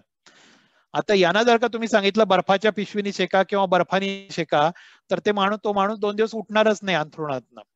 यांना काय सांगायला पाहिजे तुम्ही? यांना सांगायला पाहिजे की गरम पाण्याच्या पिशवीने शेका, म्हणजे तुम्हाला बरं वाटेल. त्यामुळे कुठल्या वेळेला कुठला उपाय वापरायचा, दोन्ही ठिकाणी गुडघे दुखतायत पण दोन्ही ठिकाणी उपाययोजना काय करायची, हे पॅथोफिजिओलॉजी म्हणजे नक्की ही प्रक्रिया कशी झाली आहे, गुडघे सूज होण्याची प्रक्रिया काय झाली आहे, हे बघून आपल्याला त्या ठिकाणी प्रथमोपचार सांगावे लागतात. जखमा जेव्हा होतात, वुंड्स होतात, प्रत्येक घरामध्ये प्रत्येकाने आपापलं फर्स्ट एड किट तयार करायचं. या ठिकाणी जेवढे काही आता डॉक्टर आहेत, डॉक्टरांना सगळं माहिती आहे, पण जे लेमॅन आहेत, सर्वसामान्य नागरिक या ठिकाणी मीटिंगला जॉईन झालेत, त्यांनी लक्षात ठेवायचं की आपल्या घरामध्ये आपल्याकडं आपलं स्वतःचं फर्स्ट एड किट हवं. तर त्याच्यामध्ये बँडेज असेल, कापूस असेल, सॅव्हेलॉन नावाचं जंतुनाशक औषध असेल, सिप्लाडिन किंवा बिटाडिन नावाची जंतुनाशक मलमाची ट्यूब असेल, किंवा एखाद्याला भाजलंय, तवा भाजला, इस्त्री भाजली, तर त्याच्यासाठी म्हणून सिल्वर सल्फाचं ऑइंटमेंट झालं, जसं सिल्वर काइंड असेल, एस जेल असेल, ही भाजल्यानंतरची क्रीम असतील. त्याच्यानंतर ग्लोव्ज असतील की पटकन आपण, मी तुम्हाला मगाशी सांगितलं की शक्यतो ग्लोव्ज घालून प्रथमोपचार करावेत. तर हे काय जे नेहमी लागणारे ज्या काही गोळ्या आहेत, अजून पुढे मी काही सांगेन हार्ट अटॅक आल्यानंतर काय करायचे वगैरे, या सगळ्या गोष्टी तुमच्या फर्स्ट एड किट मध्ये हव्यात. तर एखाद्याला जर का जखम झाली आणि त्या ठिकाणी रक्त येतंय, तर अशा वेळेला त्याला वुंडचं मॅनेजमेंट कसं करायचं लक्षात घ्या, की एक मुलगा आहे तो खेळताना पडलाय, जखम झाली, गुडघा फुटलाय, गुडघ्यातनं रक्त येत आहे, त्या ठिकाणी माती पण गेलेली दिसते. अशा वेळेला पहिल्यांदा गरम पाणी करा, एका बाउलमध्ये गरम पाणी करा, स्वच्छ रुमाल घ्या, गरम पाण्यात बुडवा आणि ती जखम गरम पाण्याने स्वच्छ पुसून आणि धुवून घ्या.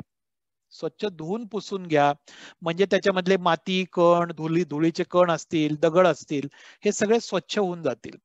आता ही जखम स्वच्छ झाली, निर्जंतुक झाली नाही.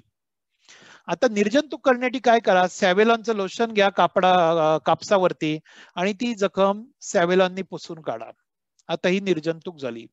त्याच्यानंतर एक गॉजपीस घ्या. गॉजपीस म्हणजे काय असतं, जी आपली कापडी पट्टी असते, बँडेज पट्टी असती, त्याच्यामध्ये आपण कापूस घालतो आणि त्याची चौपदरी घडी करतो आणि चौकोन करतो, त्याला म्हणतात गॉजपीस. कधी जखमेवरती डायरेक्ट कापूस लावायचा नाही, कारण कापसाचे बारीक बारीक धागे जखमेमध्ये आतमध्ये जातात. म्हणून त्या ठिकाणी गॉजपीस घ्यायचा. गॉजपीस वरती तुम्हाला सिप्लाडिनचं जे मलम सांगितलं, बेटाडीनचं मलम सांगितलं, ते लावायचं. ती मलमाची चौकोनी गॉजपीस त्या ठिकाणी त्या जखमेवर ठेवायची आणि बँडेजनी ती जखम बांधून घ्यायची. बांधून घेताना खूप करकचून आवळून बांधायची नाही आणि खूप सैल पण बांधायची नाही. खालच्या बाजूला, जखमेच्या खालच्या बाजूला, समजा पायाला गुडघ्याला झालंय तर पायाच्या दिशेला रक्तपुरवठा व्यवस्थित होईल एवढं त्याच्यामध्ये गच्च ती जखम बांधून घ्यायची आहे. हेड इंजुरी म्हणजे काय होतं, डोक्याला मार लागतो. एखादे आजोबा पडतात, अचानक बाथरूम मध्ये पडतात, डोक्याला मार लागतो. किंवा लहान मुलं गार्डन मध्ये खेळता खेळता जंगल जिम वरनं किंवा घसरगुंडीवरनं झोक्यावरनं पडतात आणि डॉक्टरांकडे घेऊन येतात आणि सांगतात की हो डॉक्टर, हा पडला, डोक्याला मार लागला आणि पडला तेव्हा रडला, आता व्यवस्थित आहे. आणि ते आपल्या चेहऱ्याकडे बघत राहतात. त्यांना अपेक्षा असते की याच्या मेंदूला मार लागलाय का नाही.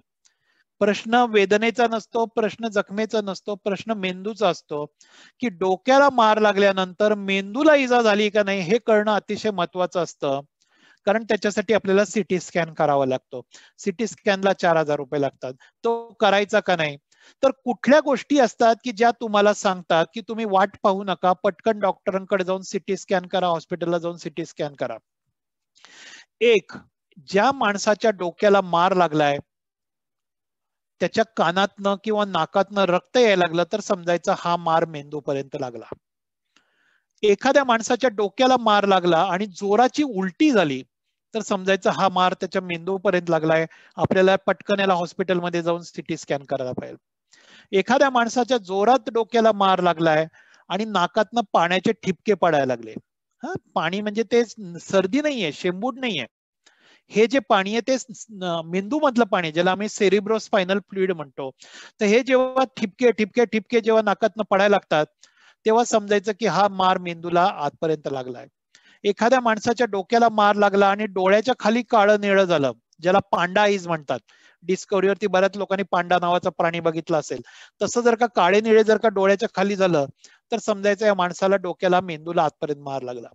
एखाद्या माणसाच्या डोक्याला मार लागला, कानाच्या पाठीमागं काळं निळं झालं, याला म्हणतात बॅटल साइन, तर समजायचं त्याच्या मेंदूला आतपर्यंत मार लागला.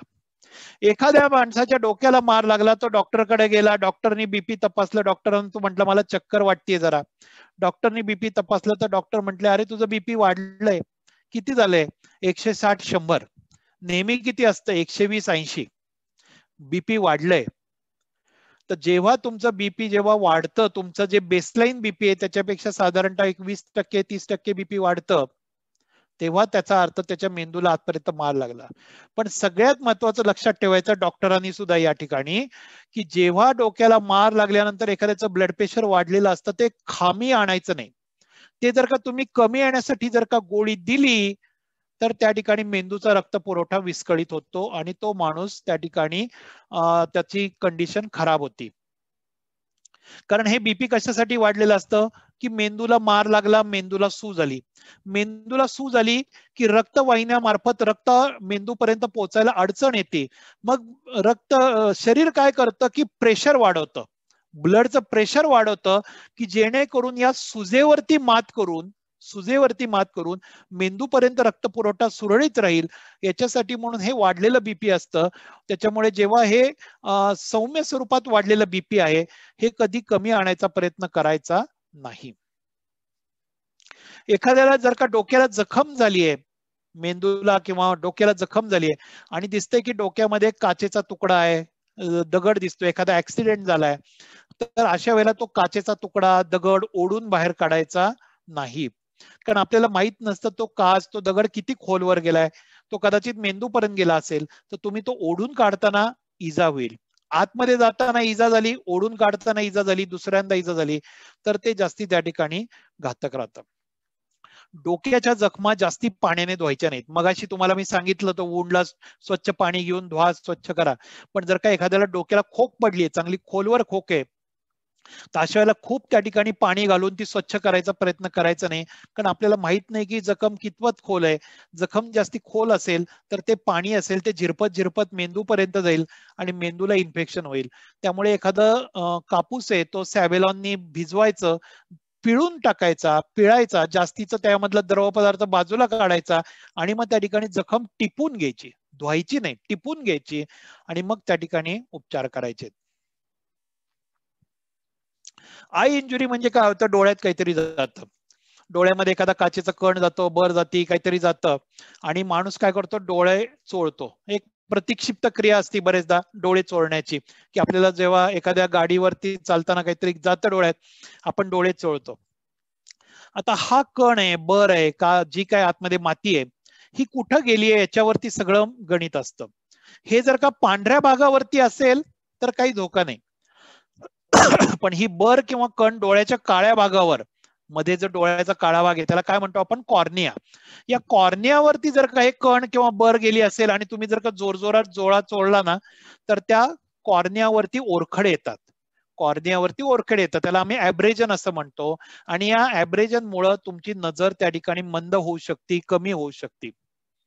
अजून याच्यात गंमत काय करतात लोक माहितीये का, असं डोळ्यात काहीतरी गेलेलं असतं, चोळतात, डोळा लाल होतो, घरी येतात आणि घरी मग बायकोला म्हणतात, अगं तो डॉक्टरने दिलेला ड्रॉप दे ग जरा, मागच्या महिन्यात दिला होता, डोळे आले ते तेव्हा पण माझे डोळे लालच झाले ते, आणि मग ते बरं वाटलं तर ते डोळ्यात ड्रॉप टाकतो आणि मग बघतो संध्याकाळी किंवा उद्या बरं नाही वाटलं तर डॉक्टरकडे जातो. आता डोळे आल्यानंतरचे जे आय ड्रॉप असतात त्याच्यामध्ये असतं स्टिरॉइड, डोळे आल्यानंतरच्या आय ड्रॉप मध्ये असतं स्टिरॉइड. आणि जेव्हा तुम्हाला कॉर्नियावरती जेव्हा ओरखडे आलेत या धुळीमुळं, कणामुळं, डोळे चोळल्यामुळं, अशा वेळेला जर का तुम्ही स्टिरॉइडचे आय ड्रॉप जर का डोळ्यात टाकले तर तुम्हाला कायमस्वरूपी अंधत्व येऊ शकतं. कारण हे कॉर्नियल ॲब्रेजन आहेत, हे कॉर्नियल ओपेसिटी मध्ये कन्वर्ट होतात आणि तुम्हाला कायमस्वरूपी अंधत्व येण्याची शक्यता निर्माण होते. त्यामुळे मनाने घरच्या घरी कुठले उपचार करायचे नाहीत. आत्ताच असं नाही, कधीच नाहीत. कोरोनाच्या काळात तर मी बघतोय खूप लोक स्वतःचा रिपोर्ट पॉझिटिव्ह आला की शेजारच्यांना विचारतात, त्यांना मागच्याच महिन्यात कोरोना झाला तर तेव्हा त्यांना डॉक्टरनी काय औषध दिली ती मागवून घेतात आणि त्याच्यावरच मनाने स्वतः उपचार चालू करतात. अरे त्याचा आजार वेगळा होता, त्याचं शरीर वेगळं होतं, त्याला डायबेटीस होता, ब्लड प्रेशर होता, म्हणून त्याला डॉक्टरनी काही वेगळ्या गोळ्या औषध दिल्या असतील, त्या तू तशाच घेतोय, हे बरोबर नाही. आता सगळ्यात महत्वाचं काय करायचं लक्षात ठेवा, डोळ्याच्या काळ्या भागावरचा जो कण आहे तो काढायचा प्रयत्न करायचा नाही, त्याला आय वॉश द्यायचा. काय करायचं, डोळ्याच्या आतल्या बाजूने पाण्याची धार सोडायची आणि डोळ्याच्या बाहेरच्या बाजूने ते पाणी येऊ द्यायचं. त्या प्रवाहाबरोबर तो कण किंवा बर जी डोळ्याच्या काळ्या भागावरती आहे ती जर का पांढऱ्या भागावर आली तर तुमचा निम्मा धोका कमी झाला. मग त्याच्यामुळे काय होतं, डोळ्याच्या पांढऱ्या भागावरचं तुम्ही काढू शकता. तुम्ही जर का एक्सपर्ट असेल तर त्या ठिकाणी कापूस ओला करून डोळ्याच्या पांढऱ्या भागावरती कण दिसते, बर दिसते, काढू शकता. पांढऱ्या भागावरती काही करा, पण डोळ्याच्या काळ्या भागाला हात लावायचा प्रयत्न करू नका, कारण तिथं करताना थोडी जरी ओढाताण झाली तरी त्या ठिकाणी कॉर्नियाला इजा पोहोचू शकते. सगळ्यात उत्तम उपाय म्हणजे आय वॉश देणं, डोळा धुवून काढणं. आणि तरी सुद्धा जर का डोळ्यातला कण बर निघाली नाही तर डोळा रुमालाने बंद करायचा, चौपदरी रुमाल लावायचा, बंद करायचा, चिकटपट्ट्या लावायचा आणि डोळ्याच्या डॉक्टरकडे जायचं. बरेचदा लोक उघड्या डोळ्यांनी जातात. उघड्या डोळ्यांनी गेलं की काय होतं की रस्त्यावरनं चालताना इकडे बघ तिकडे बघ, तो डोळा हलत राहतो आणि त्या डोळ्याच्या काळ्या भागाची बर आतमध्ये ओरखडे काढत राहते. त्याच्यामुळे तसं काम करायचं नाही. नोज ब्लीड म्हणजे काय, घोळणा फुटणं. ही एक नेहमी दिसणारी आपल्याला दुर्घटना दिसते लोकांच्या मध्ये, की नाकाचा घोळणा फुटतो आणि नाकातनं रक्ताची धार सुरू होती. उन्हाळ्यामध्ये असतील किंवा काही लहान मुलांना कायमस्वरूपीच त्या ठिकाणी घोळणा फुटतो. तर लक्षात घ्या, घोळणा का फुटतो, तर नाकाचं जे आतमधली जी स्किन आहे, त्वचा आहे, ज्याला आम्ही म्युकस मेम्ब्रेन म्हणतो, त्याचा जो रक्तवाहिन्या असतात त्या खूप सुपरफिशियल वरच्या वर असतात आणि त्या फुटू शकतात जर का उष्ण तीक्ष्ण मसाल्याचे पदार्थ खाल्ले किंवा काही वेळेला धुळीमुळे, धूळ जी गरम झालेली धूळ असते ती नाकात जाते, श्वासात जाते आणि त्या ठिकाणी त्या रक्तवाहिन्या फुटतात आणि त्या ठिकाणी रक्त व्हायला सुरुवात होते. किंवा काही काही जणांना नाक कोरायची सवय असते, सारखं नाकात बोटं घालायची आणि नाकामध्ये जे काही कोरडेपणा स्कॅब असतात, खपल्या असतात, त्या काढायच्या, त्याच्यामुळे रक्त सारखं सारखं येत राहतं. आता करायचं काय, एखाद्याचा नाकाचा घोळणा फुटला, प्रथमोपचार काय करायचे? सगळ्यात पहिल्यांदा ज्याचा नाकाचा घोळणा फुटलेला आहे त्याचे प्रथमोपचार करताना बसून प्रथमोपचार करायचे, झोपून करायचे नाहीत. झोपवलं की काय होतं, नाकातलं रक्त जे बाहेर येते ते आतल्या बाजूला जातं, मग ते श्वास नलिकेत जाईल, अन्न नलिकेत जाईल आणि ते दोन्ही गोष्टी घातक आहेत. त्यामुळे ज्याचा नाकाचा घोळणा फुटलाय त्याला बसून प्रथमोपचार करायचे. दुसरं, मगाशी तुम्हाला मी सांगितलं होतं रक्त कसं थांबवायचं, हे तुम्हाला मी सांगितलं होतं. काय सांगितलं होतं? 5 मिनिटं घट्ट त्या ठिकाणी दबाव देऊन ठेवा, रक्त ज्या ठिकाणी येतं. आता त्या ठिकाणी नाकातनं रक्त येतंय, मला काय करावं लागेल, त्या पेशंटचं नाक 5 मिनिटं घट्ट बंद करून ठेवावं लागेल. पण हे करायच्या आधी पेशंटला काय सांगायचं की तू तोंडावाटे श्वास घे, नाहीतर ते विसराल सांगायला. त्यामुळे त्याला सांगायचं मी तुझं नाक आता गच्च 5 मिनिटं पकडून ठेवणार आहे, तू तोंडावाटे 5 मिनिटं श्वास घे, घड्याळ लावा. बरोबर आहे, तुमच्याकडे दुसरा माणूस आहे त्याला सांगा की बाजूनी बर्फ लाव, बाजूनी बर्फ लाव, नाक घट्ट 5 मिनिटं पकडून ठेवा, 5 मिनिटांनी नाक सोडा, घोळणा फुटलेला थांबलेला दिसेल. 95% टाइम तुम्ही घोळणा फुटलेला इतक्या सोप्या सहज उपायांनी थांबवू शकता. 5% लोकांना तुम्हाला ऍडव्हान्स त्या ठिकाणी उपचार करावे लागतील, जे वैद्यकीय उपचार करतो आपण म्हणतो ते करावे लागतील. आणि ज्यांना वारंवार घोळणा फुटतोय त्यांच्यासाठी सोपा उपाय म्हणजे आपल्याकडे जे काही नाकाला कोरडेपणा येऊ नये म्हणून जे काही उपचार घरगुती करू शकता तुम्ही, मग तूप असेल किंवा एखादं जे काही मऊ पदार्थ आहे, वॅसलीन असेल, हे नाकाला आतल्या बाजूने लावा, नाकाला कोरडेपणा येऊ देऊ नका. किंवा नॅझोमिस सलाईनचे ड्रॉप येतात, नॉर्मल सलाईनचे जे ड्रॉप येतात की ज्याने नाक आतमधनं मऊ राहतं, कोरडं पडत नाही, हे ड्रॉप जर का तुम्ही नाकामध्ये टाकले तरी सुद्धा त्या ठिकाणी नाकाचा घोळणा फुटण्याचं प्रमाण कमी होईल. स्नेक बाईट मी थोडक्यात घेतो कारण स्नेक बाईट हा विषय अख्खा लेक्चरचा विषय आहे. तर लक्षात ठेवा, स्नेक बाईट 2 प्रकारचे असतात, एक पॉयझनस एक नॉन पॉयझनस, एक विषारी साप एक बिनविषारी साप. ओळखायचा कसा विषारी साप, तर जेव्हा दंशाचे 2च दात त्या ठिकाणी दिसतात तेव्हा तो विषारी साप बहुसंख्य वेळेला असतो. बहुसंख्य, मी असं म्हटलं नाही की नक्की, बहुसंख्य वेळेला 2च दात जर का दिसते तर तो विषारी साप असतो.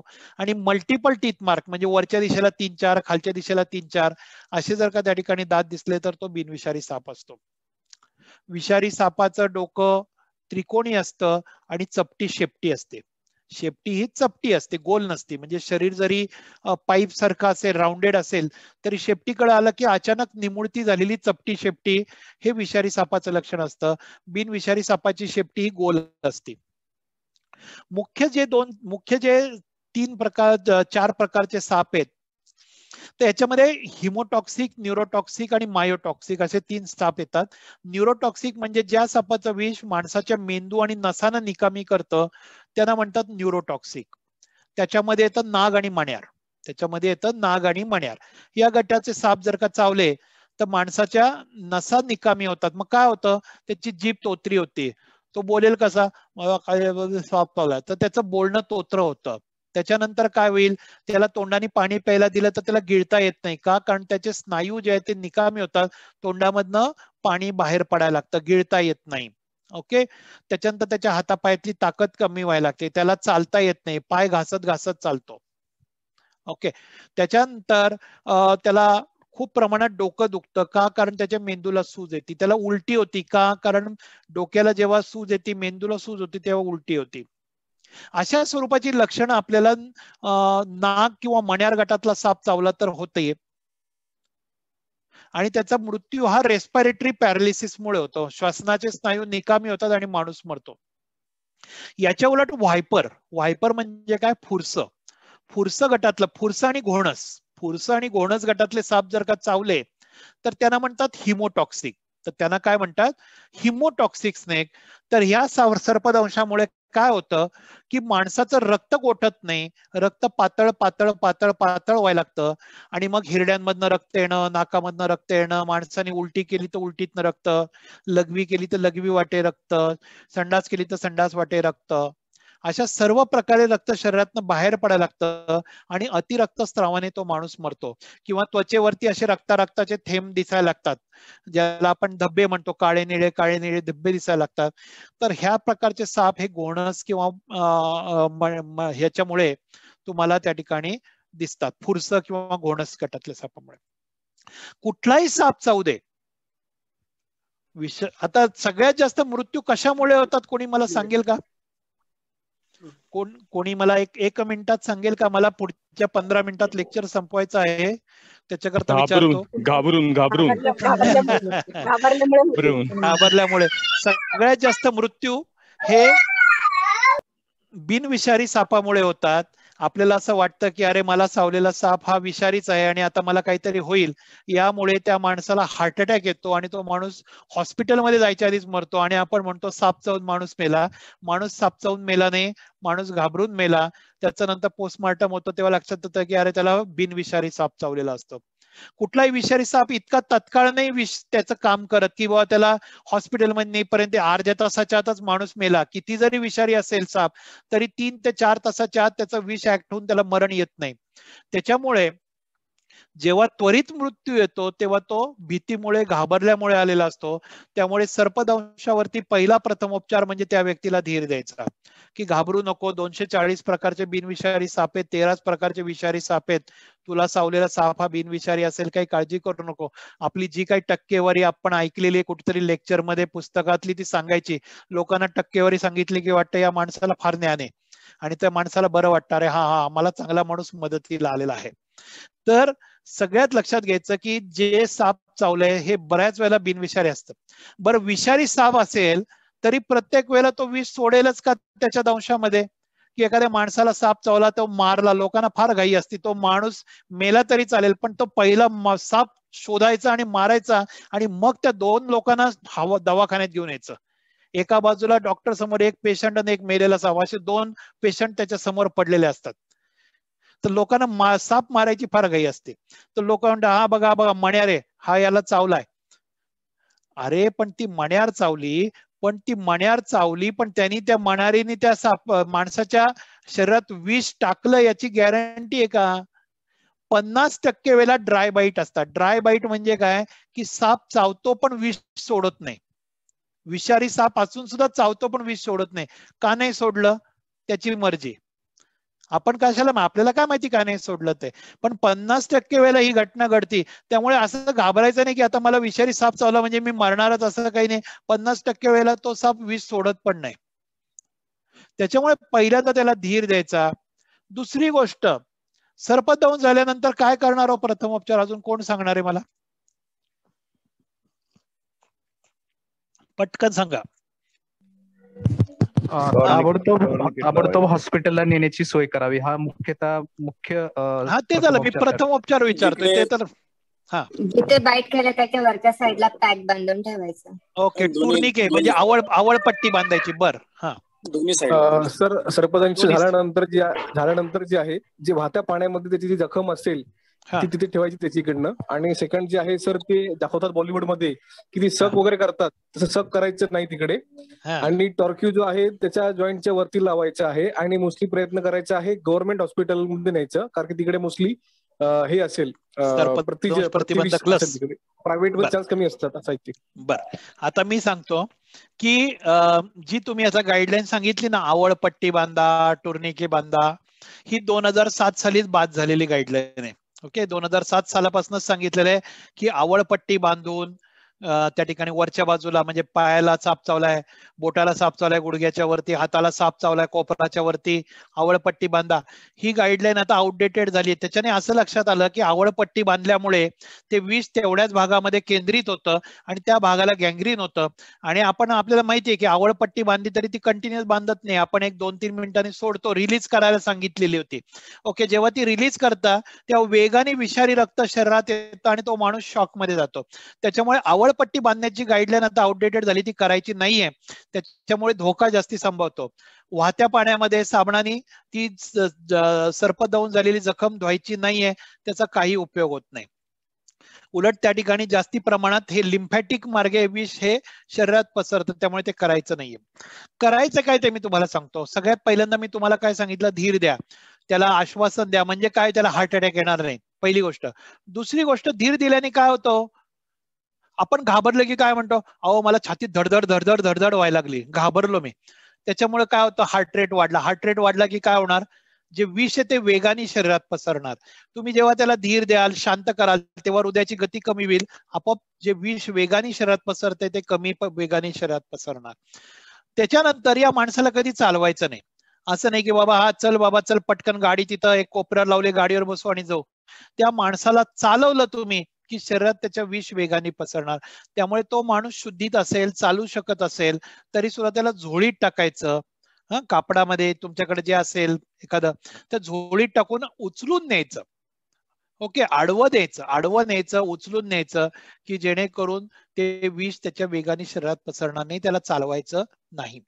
आणि एक मी तुम्हाला आता वाक्य सांगतो, ते लक्षात ठेवायचं सर्पदंशाच्या बाबतीमध्ये. ते वाक्य असं आहे, कॅरी नो राईट. काय लक्षात ठेवायचं, कॅरी नो राईट. कॅरी म्हणजे काय, उचलून न्या. नो म्हणजे काय गोष्टी करायच्या नाहीत ज्या तुम्ही करताय. एक, हवळपट्टी बांधणे करायची नाही. साबणाने पाण्याने जखम धुणे करायचं नाही. त्या ठिकाणी इन्सिजन घेणे, लोक ब्लेडनी कट घेतात आणि दूषित रक्त, विषारी रक्त काढायचा प्रयत्न करतात, करायचं नाही. त्या ठिकाणी विष ओढून घ्यायचा प्रयत्न करतात, त्या ठिकाणी एखादा मांत्रिक असेल तो विष ओढून घेतो किंवा तुंबी लावतो. ओके, त्यांनी विष ओढून घ्यायचा प्रयत्न करतो, त्या गोष्टी करायच्या नाहीत. कुठला झाडपाला, मांत्रिकाचे उपचार करायचे नाहीत. हे सगळं नो झालं. आणि पुढचं RIGHT, राईट. आर म्हणजे काय, रिअश्युरन्स, धीर द्या. का, ते मगाशी सांगितलं. आय म्हणजे काय, इमोबलायझेशन, म्हणजे तो भाग हलू देऊ नका. काय करायचं की ज्या भागाला साप चावलाय त्या ठिकाणी एका लाकडी पट्टी घ्यायची. समजा आता या ठिकाणी बोटाला साप चावलाय, एक लाकडी पट्टी घ्यायची, ती अशी लावायची आधाराला. आणि एखादं तुमच्याकडं क्रेप बँडेज आहे, गुलाबी पट्टी आहे किंवा साधं बँडेज आहे, तर याने हा हात पूर्ण गच्च बांधून घ्यायचा. एकाच ठिकाणी नाही बांधायचा, कोपराच्या वरती लाकडी पट्टी घ्या आणि क्रेप बँडेजनी बोटाकडून कोपराच्या दिशेला वेढे घेत घेत घेत हा संपूर्ण हात बांधून घ्यायचा आहे. याला म्हणतात इमोबलायझेशन. आणि जेव्हा ते बांधताय तेव्हा त्याचे वेढे घेताना बोटाकडून हृदयाच्या दिशेला जायचं, हृदयाकडून बोटाच्या दिशेला जायचं नाही. तसंच पायाच्या बाबतीत आहे. पायाला साप चावलाय तर पायाकडून गुडघ्याच्या दिशेला ते क्रेप बँडेजनी बांधत बांधत बांधत यायचं आणि त्याला पट्टी बांधायची. तो पाय हलू द्यायचा नाही आणि आडव्या अवस्थेत त्याला घेऊन जायचंय. आय म्हणजे इमोबलायझेशन. GH म्हणजे गेट टू हॉस्पिटल. मगाशी एका डॉक्टरनी सांगितलं लवकरात लवकर हॉस्पिटलला न्या. कुठं न्या, सरकारी दवाखान्यात न्या. का, कारण त्या ठिकाणी सर्पदंश प्रतिबंधक लस असती, ती त्याला पटकन दिली जाईल. ते GH म्हणजे गेट टू हॉस्पिटल. आणि शेवटचा T, RIGHT. T म्हणजे टेल द डॉक्टर. तुम्ही डॉक्टरला सांगा तुम्हाला काय लक्षणं जाणवत आहेत, की जेणेकरून डॉक्टर ओळखतील की तुम्हाला चावलेला साप विषारी आहे का बिनविषारी आहे. विषारी असेल तर तो न्यूरोटॉक्सिक आहे का हिमोटॉक्सिक आहे, म्हणजे नाग मण्यार आहे का फुरस आहे, घोणस आहे, हे लोक ओळखतील आणि तुम्हाला त्या पद्धतीने सर्पदंश प्रतिबंधक लस देतील. हा अख्खा एक लेक्चरचा विषय, मी त्याच्यावरती 6 तास सुद्धा बोलू शकतो. स्नेक बाईट वरती ही लक्षणं दिलेली आहेत. हा नाग गटातला साप दिसतोय इथं. ओके, फणा काढलेला, याला स्पेक्टॅकल्ड कोब्रा म्हणतात. त्याच्या फण्याच्या मागच्या बाजूला एक अशी 10 आकड्याची खूण असते. आणि स्पेक्टॅकल म्हणजे काय, चष्मा. तर चष्मा लावल्यासारखा तो दिसतो, म्हणून त्याला म्हणतात स्पेक्टॅकल्ड कोब्रा. हा आहे क्रेट म्हणजे मण्यार गटातले साप असतात, त्याला स्केल असतात, बँड्स असतात असे. हा पण एक वेगळ्या प्रकारचा क्रेट आहे, बँडेड क्रेट आहे. हे आहे रसेल्स वायपर म्हणजे घोणस. तर याच्यामध्ये काय असं असतं, व्हायपर जे असतात, व्हायपर वरती ठिपके असतात असे पोलका डॉट कसं डिझाईन आहे, पोलका डॉट सारखं डिझाईन असतं. तुम्ही बघा इथं ह्याचं डोकं त्रिकोणी दिसतंय आणि शेपटी चपटी दिसते. ओके, याचा अर्थ हा विषारी साप झाला. आणि हे या ठिकाणी त्याच्यावरती हे जे धब्बे दिसत आहेत, ओके, याला डॉट्स आहेत, याला म्हणतात रसेल स्वायपर बोनस.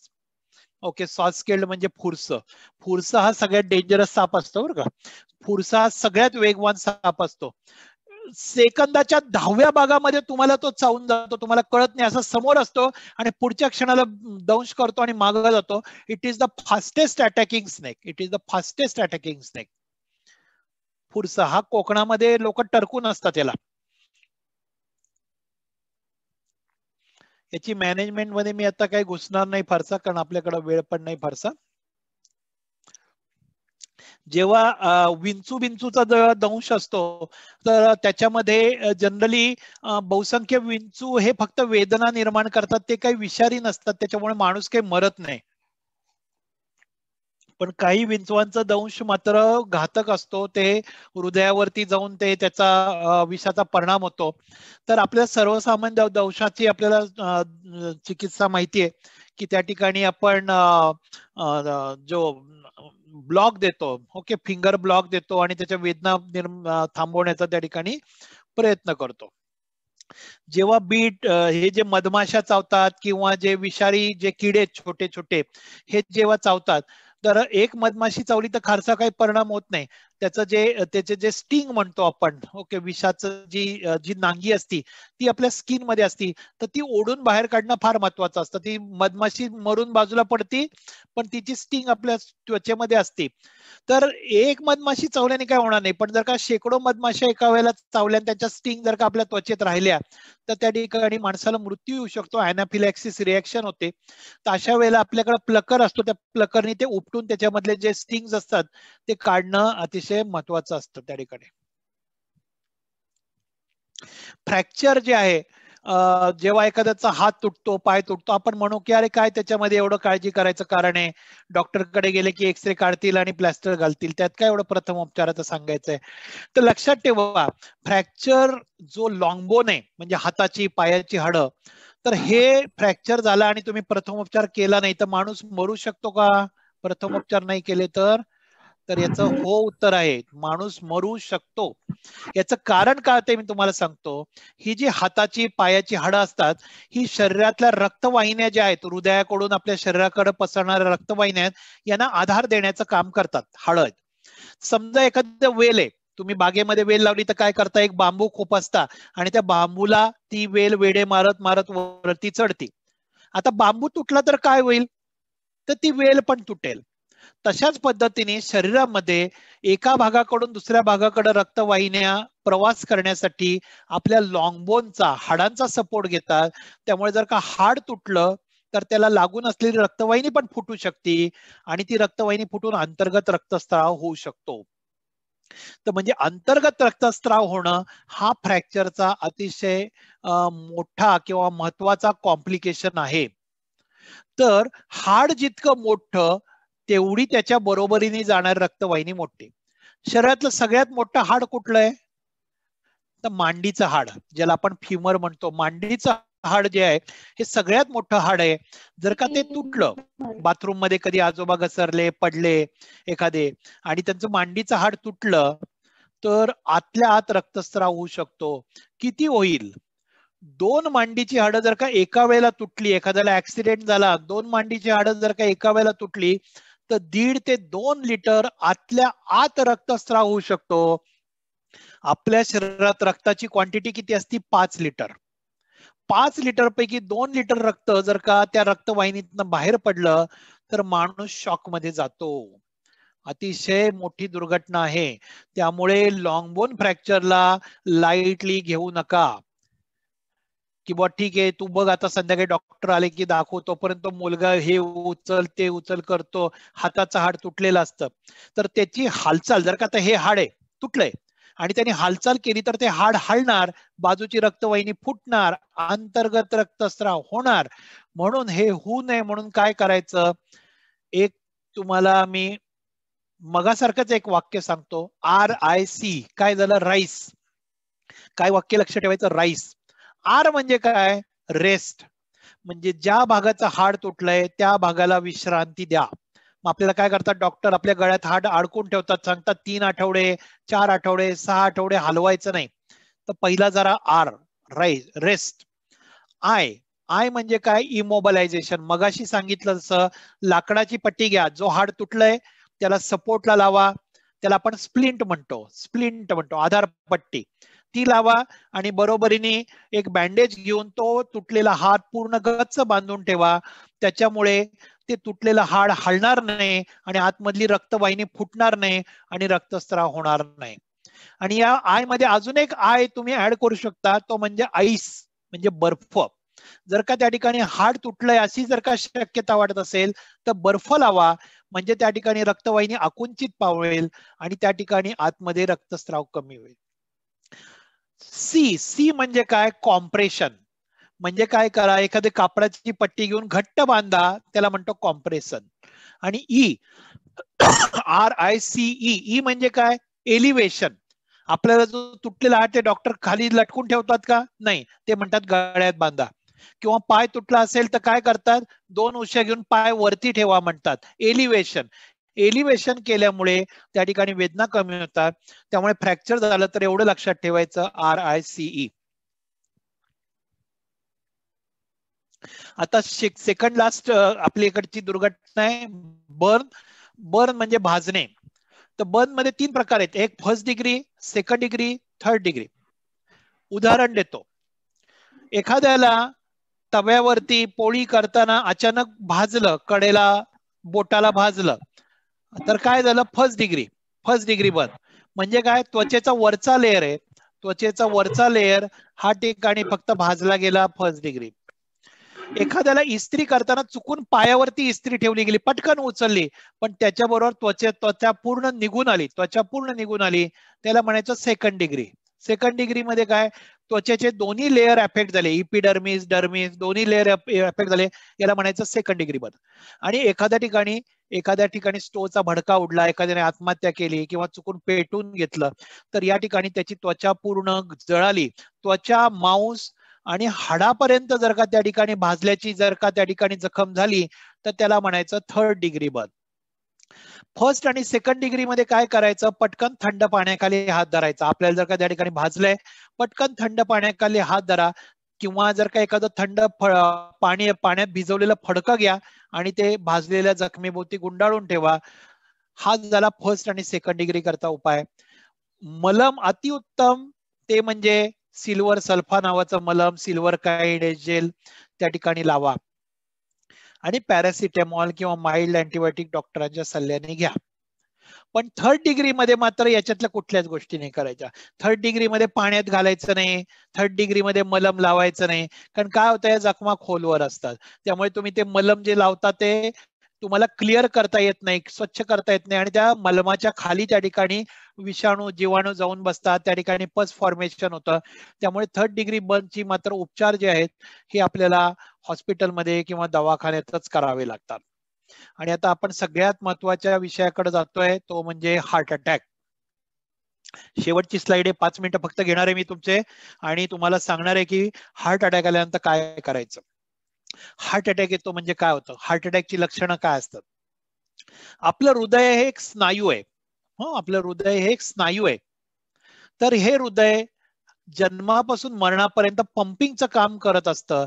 आतापर्यंत कोणाही माणसाला इतका चांगला पंप बनवता आला नाही, किर्लोस्करांना पण बनवता आला नाही. हा जन्मापासून 80 वर्ष न चुकता दिवस रात्र पंपिंगचं काम करत असतो. आणि हे पंपिंग करण्यासाठी त्याला पेट्रोल लागतं, ते म्हणजे काय, ऑक्सिजन. हा ऑक्सिजन कुठनं मिळतो, रक्तवाहिन्या असतात, रक्ताच्या हृदयाला रक्त पुरवठा करणाऱ्या ज्या रक्तवाहिन्या आहेत त्यांना म्हणतात करोनरी आर्टरी. त्यांना काय म्हणतात, करोनरी आर्टरी. या करोनरी आर्टरी मार्फत हृदयाला रक्ताचा पुरवठा होतो. रक्ताचा पुरवठा होतो म्हणजेच कशाचा पुरवठा होतो, रक्तामार्फत ऑक्सिजनचा पुरवठा होतो आणि हृदय अव्याहत पद्धतीने काम करत राहतं.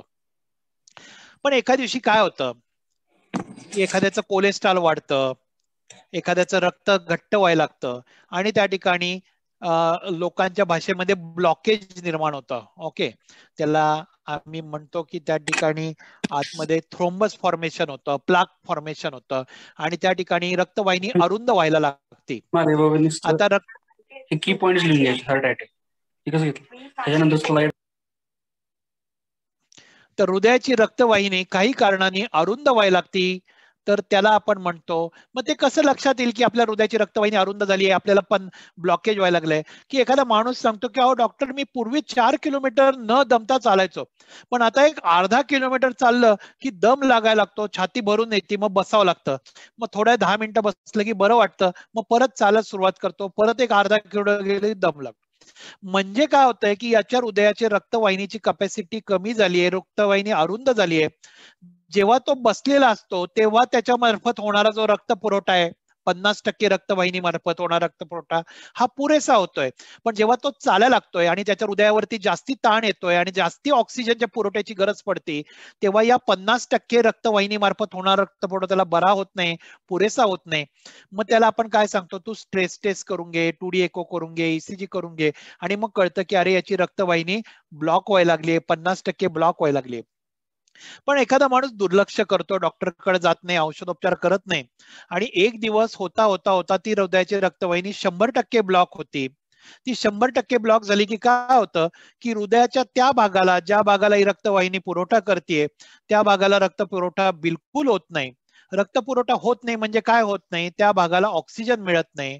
हार्ट अटॅक म्हणजे काय, हृदयाच्या मांसपेशीची ऑक्सिजनच्या अभावी जी काही तडफड होती त्याला म्हणतात हार्ट अटॅक. सोप्या भाषेमध्ये मराठीत सांगायचं झालं तर याची लक्षणं काय असतात?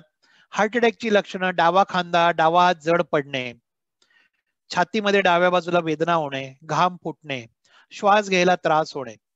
कधी कधी केवळ पाठीमधनं वेदना जरी झाल्या तरी ते हार्ट अटॅकचं लक्षण असू शकते. हे सर्वसामान्य लोकांनी लक्षात ठेवावं की पाठीमागचं जे डाव्या बाजूचं त्रिकोणी हाड आहे खांद्याच्या पाठीमागचं, तर त्या ठिकाणी ओढून धरल्यासारखं दुखतंय, अस्वस्थपणा वाटतोय.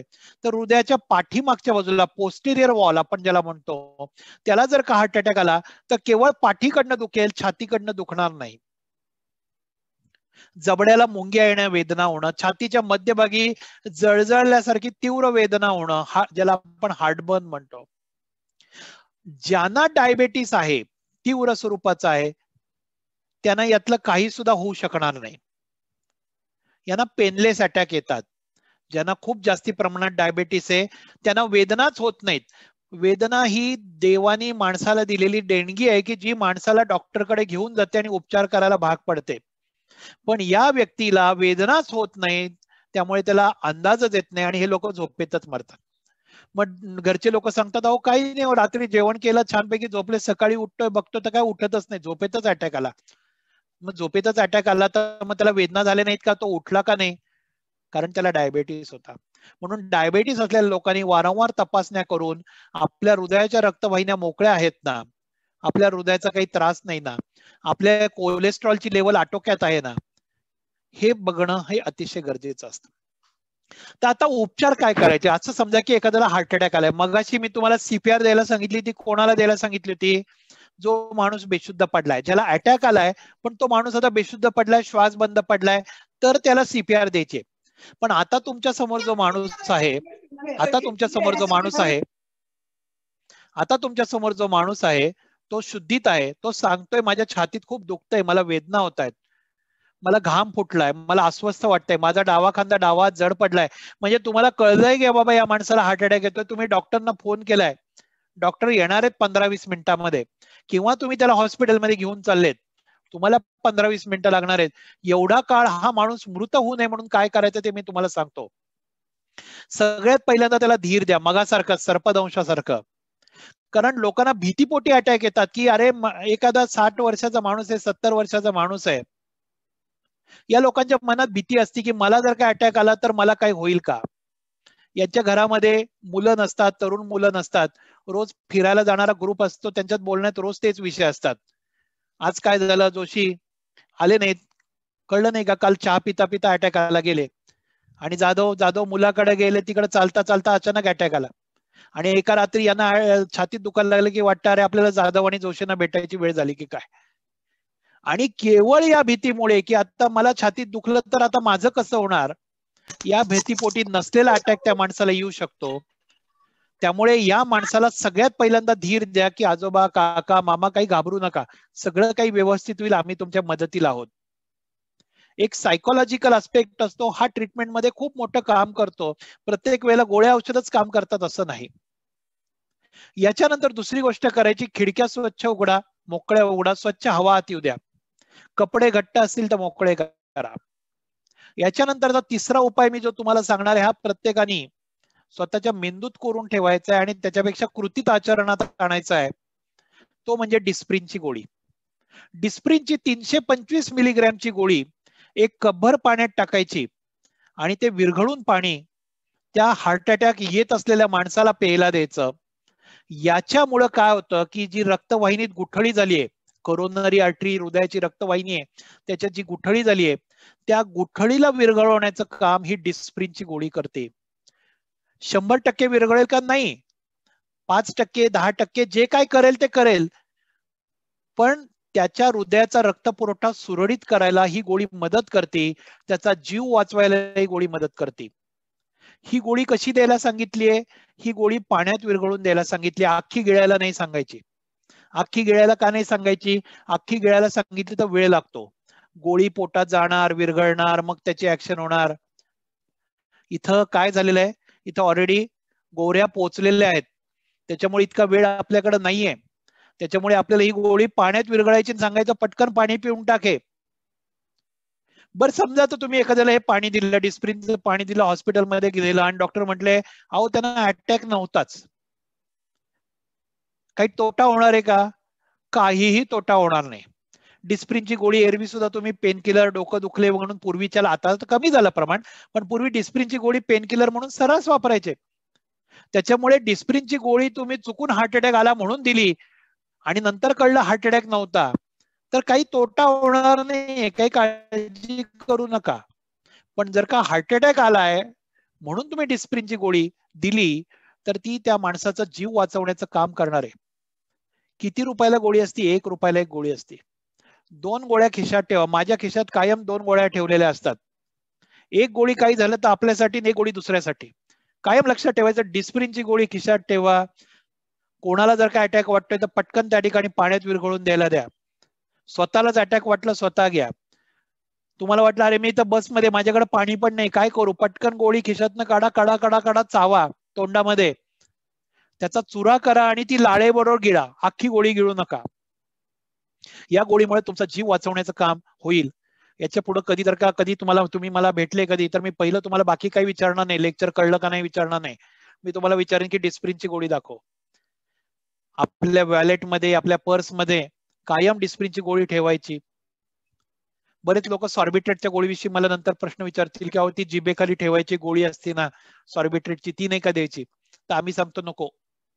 ही सॉर्बिट्रेटची गोळी असते, ती ब्लड प्रेशरला कमी करते.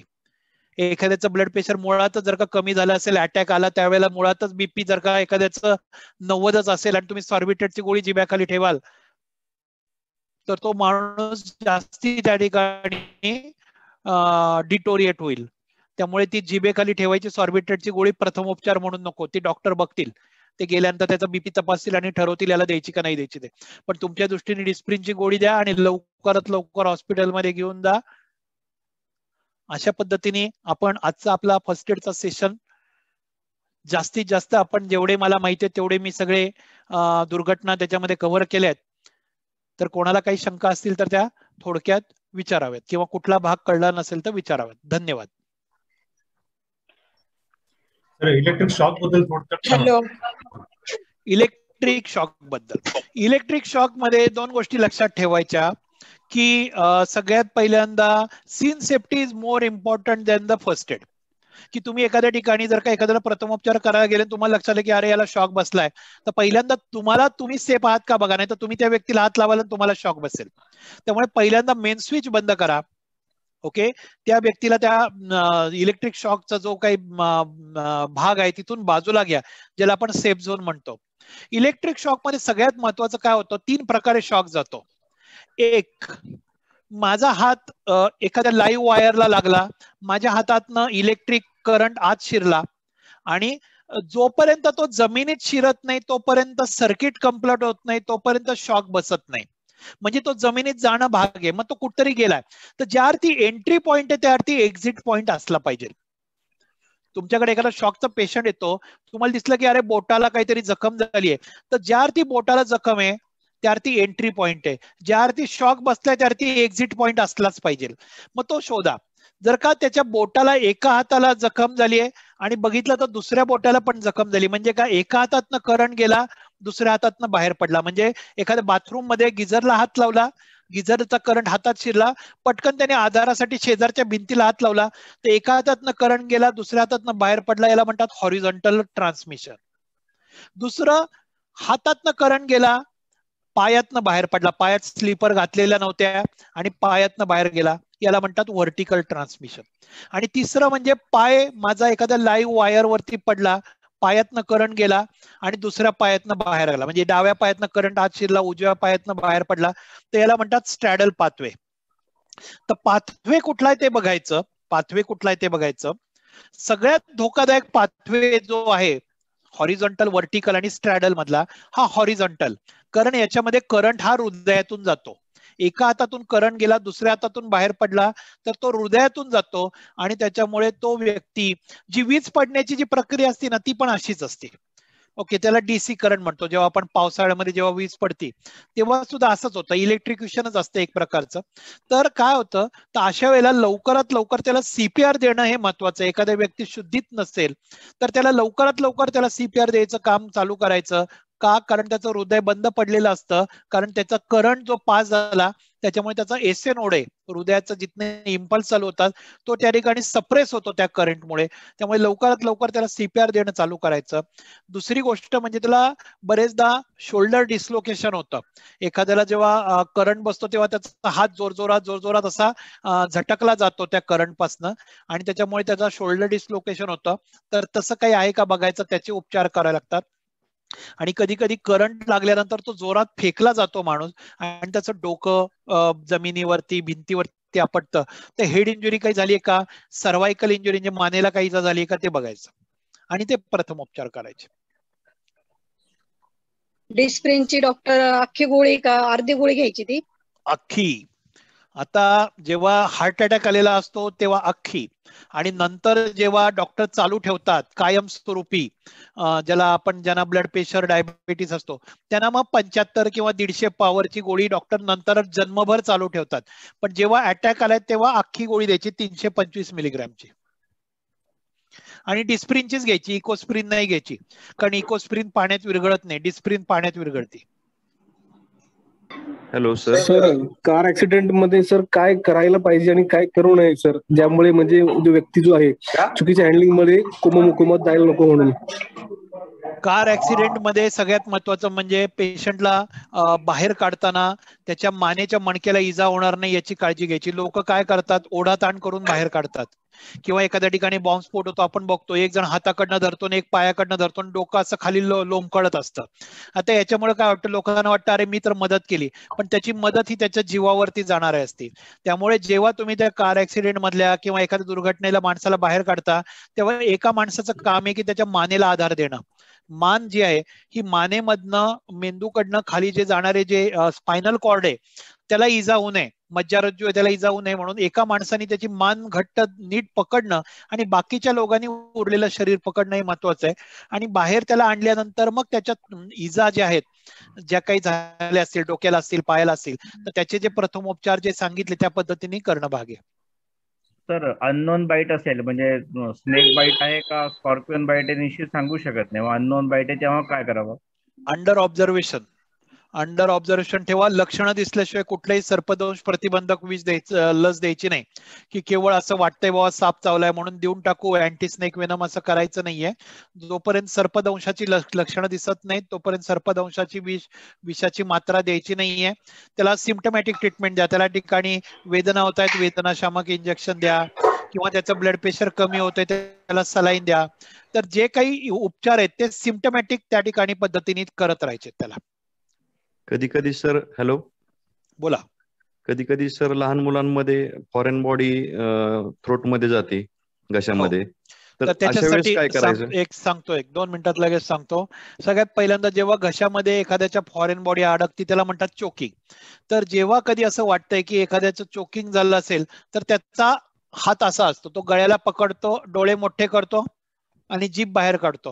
ही याला म्हणतात युनिव्हर्सल साईन असते, चोकिंगची युनिव्हर्सल साईन असते, ही ओळखायची. तो माणूस बोलू शकत नाही कारण त्याच्या श्वासनलिकेत जर का चोकिंग झालं असेल तर त्या ठिकाणी जे व्होकल कॉर्ड आहेत त्या ठिकाणी फॉरेन बॉडी असते, त्यामुळे तो बोलत नाही. तर अशा वेळेला त्याला थोडंसं कलतं करायचं पुढच्या बाजूला आणि पाठीवरती धपके मारायचे त्याच्या, आणि धपके मारताना खालून वरच्या दिशेला हाताने त्याच्या पाठीला धपके मारायचे की जेणेकरून ती फॉरेन बॉडी बाहेर पडेल.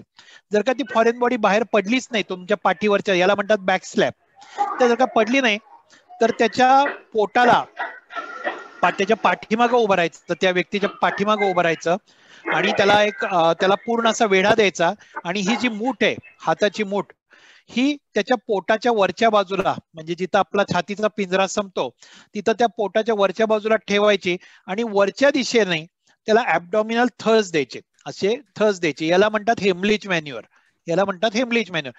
त्या पद्धतीने त्याच्या पोटाला जर का असे धक्के दिले तर त्याला ऍब्डॉमिनल थर्स किंवा हेमलिच मॅन्युअर म्हणतात. तर त्या पद्धतीने त्याची फॉरेन बॉडी बाहेर पडते. एवढे 2 उपाय तो पेशंट शुद्धीत असताना करायचे, बॅक स्लॅप, ऍब्डॉमिनल थर्स, बॅक स्लॅप, ऍब्डॉमिनल थर्स.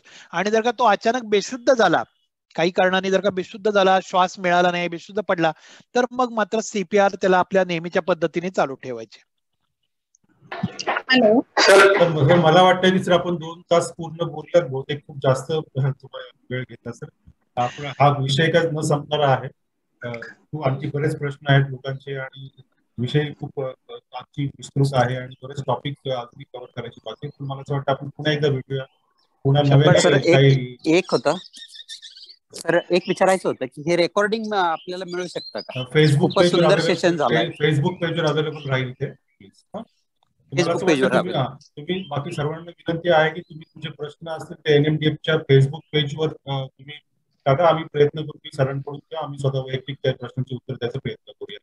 आणि प्रश्न आहेत, सरांनी वेळ महत्वाचा वेळ आमचा आपल्यासाठी सर्वांसाठी दिला आणि खूप सविस्तर आणि खूप साध्या सोप्या भाषेत, आपल्या भाषेत, घरच्या भाषेत सांगायचा प्रयत्न केला आणि खूप महत्वाचे विषय त्यांनी कव्हर करायचे प्रयत्न केले आणि खूप सर्वसाधारण लोकांना समजेल अशा भाषेत सांगायचा प्रयत्न केलाय. काय करायचं काय करायचं नाही त्या दोन्ही गोष्टी त्यांनी सविस्तर सांगितल्या. सरांचं विशेष आभार नवी डॉक्टर फाउंडेशन तर्फे.